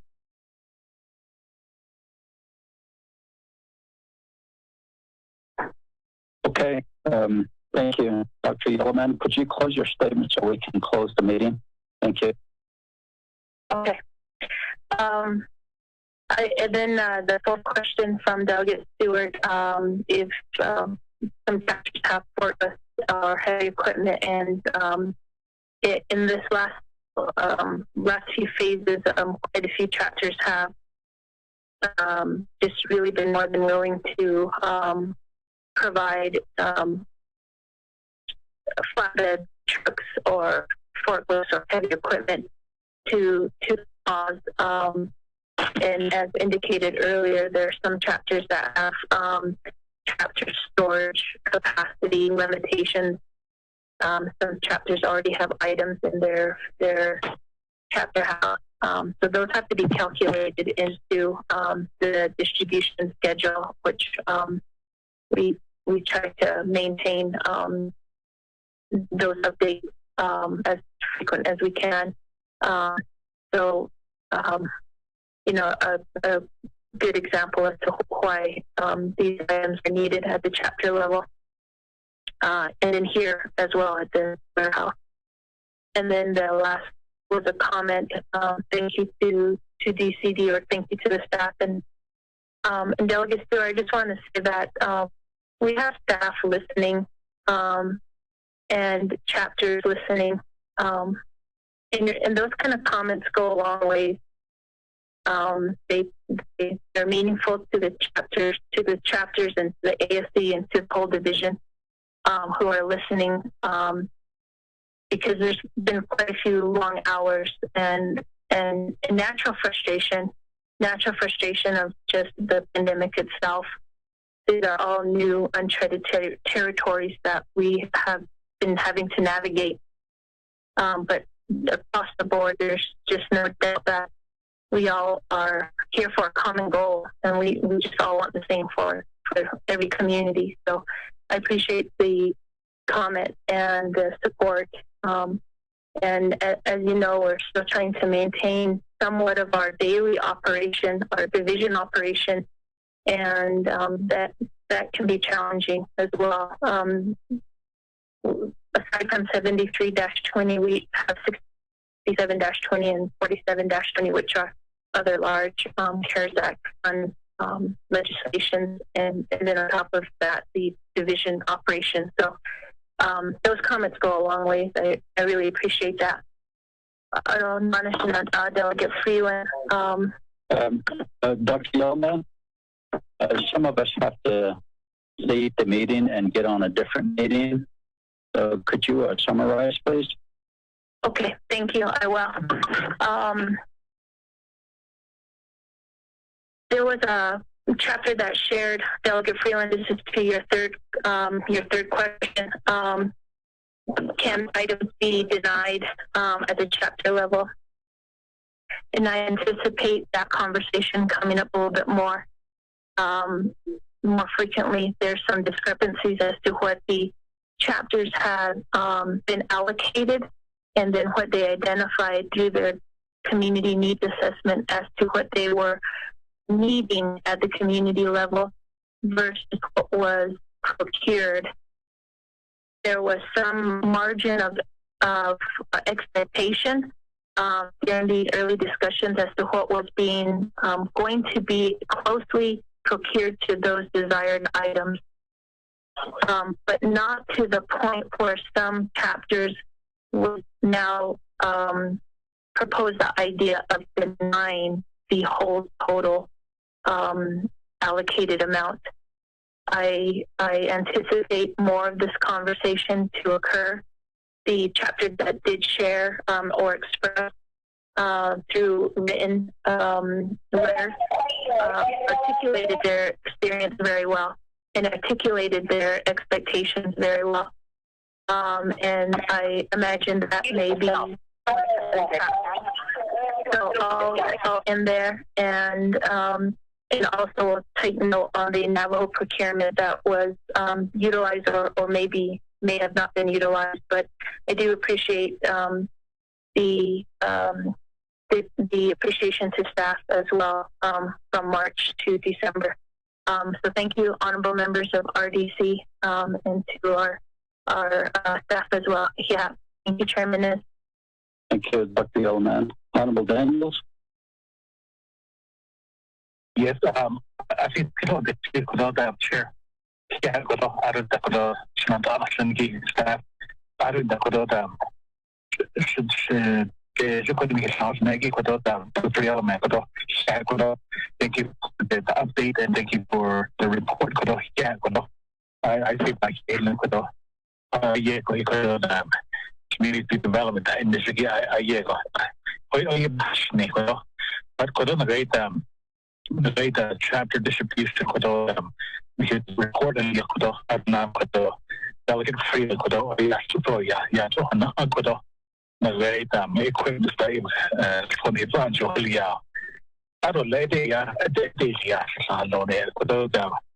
just careful that PPE that I don't know chapters. On some chapters they're gonna get over 100 pallets, 200 pallets. So quick the way city and not just when we do food distribution at the chapter level. With boxes. I see a lot of these food down to the washes we are if they are not taken.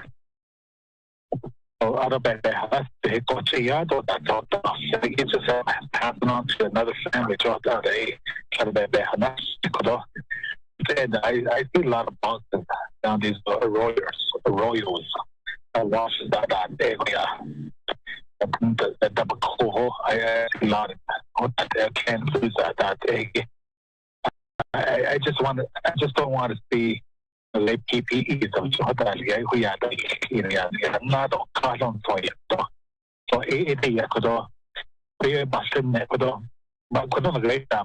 when we were doing the CARES Act dollars and down. The way PPE is taken. Oh yes, you can hit the hotel leg. It quite on the raise up 110 chapters of water. That table yes, you can hit the hotel leg. It so the way and not just the way some chapters like Delegate Brown, but the area in the way just tribute to that they're only going to get 2 pallets. I don't know, say to 5 pallets. Oh yeah. I'm just worried about the late chapters that are the ones that they're going to get like over 200 pallets, 100 pallets. Oh yeah, about this kid. So I appreciate the work and the community development as that initially. I see with a better. I don't know the heavy equipment that I get that chapters of heavy equipment that long and sort of about this case, but I'll tell you that because we just need to move forward with what we have. So it is sort of a hospital. It's just a comment. Mr. Chair, I don't need a feedback or an answer. It's just a comment. Thank you, Chair. Honorable Daniels and honorable members of RDC for staying on the meeting for this long and your participation, your dedication to the committee as well as your communities and the Great Navajo Nation. There is a motion by Honorable Stewart, second by Honorable Walker to accept the report. If there's no further questions or comments, we can go ahead and accept the report by voting.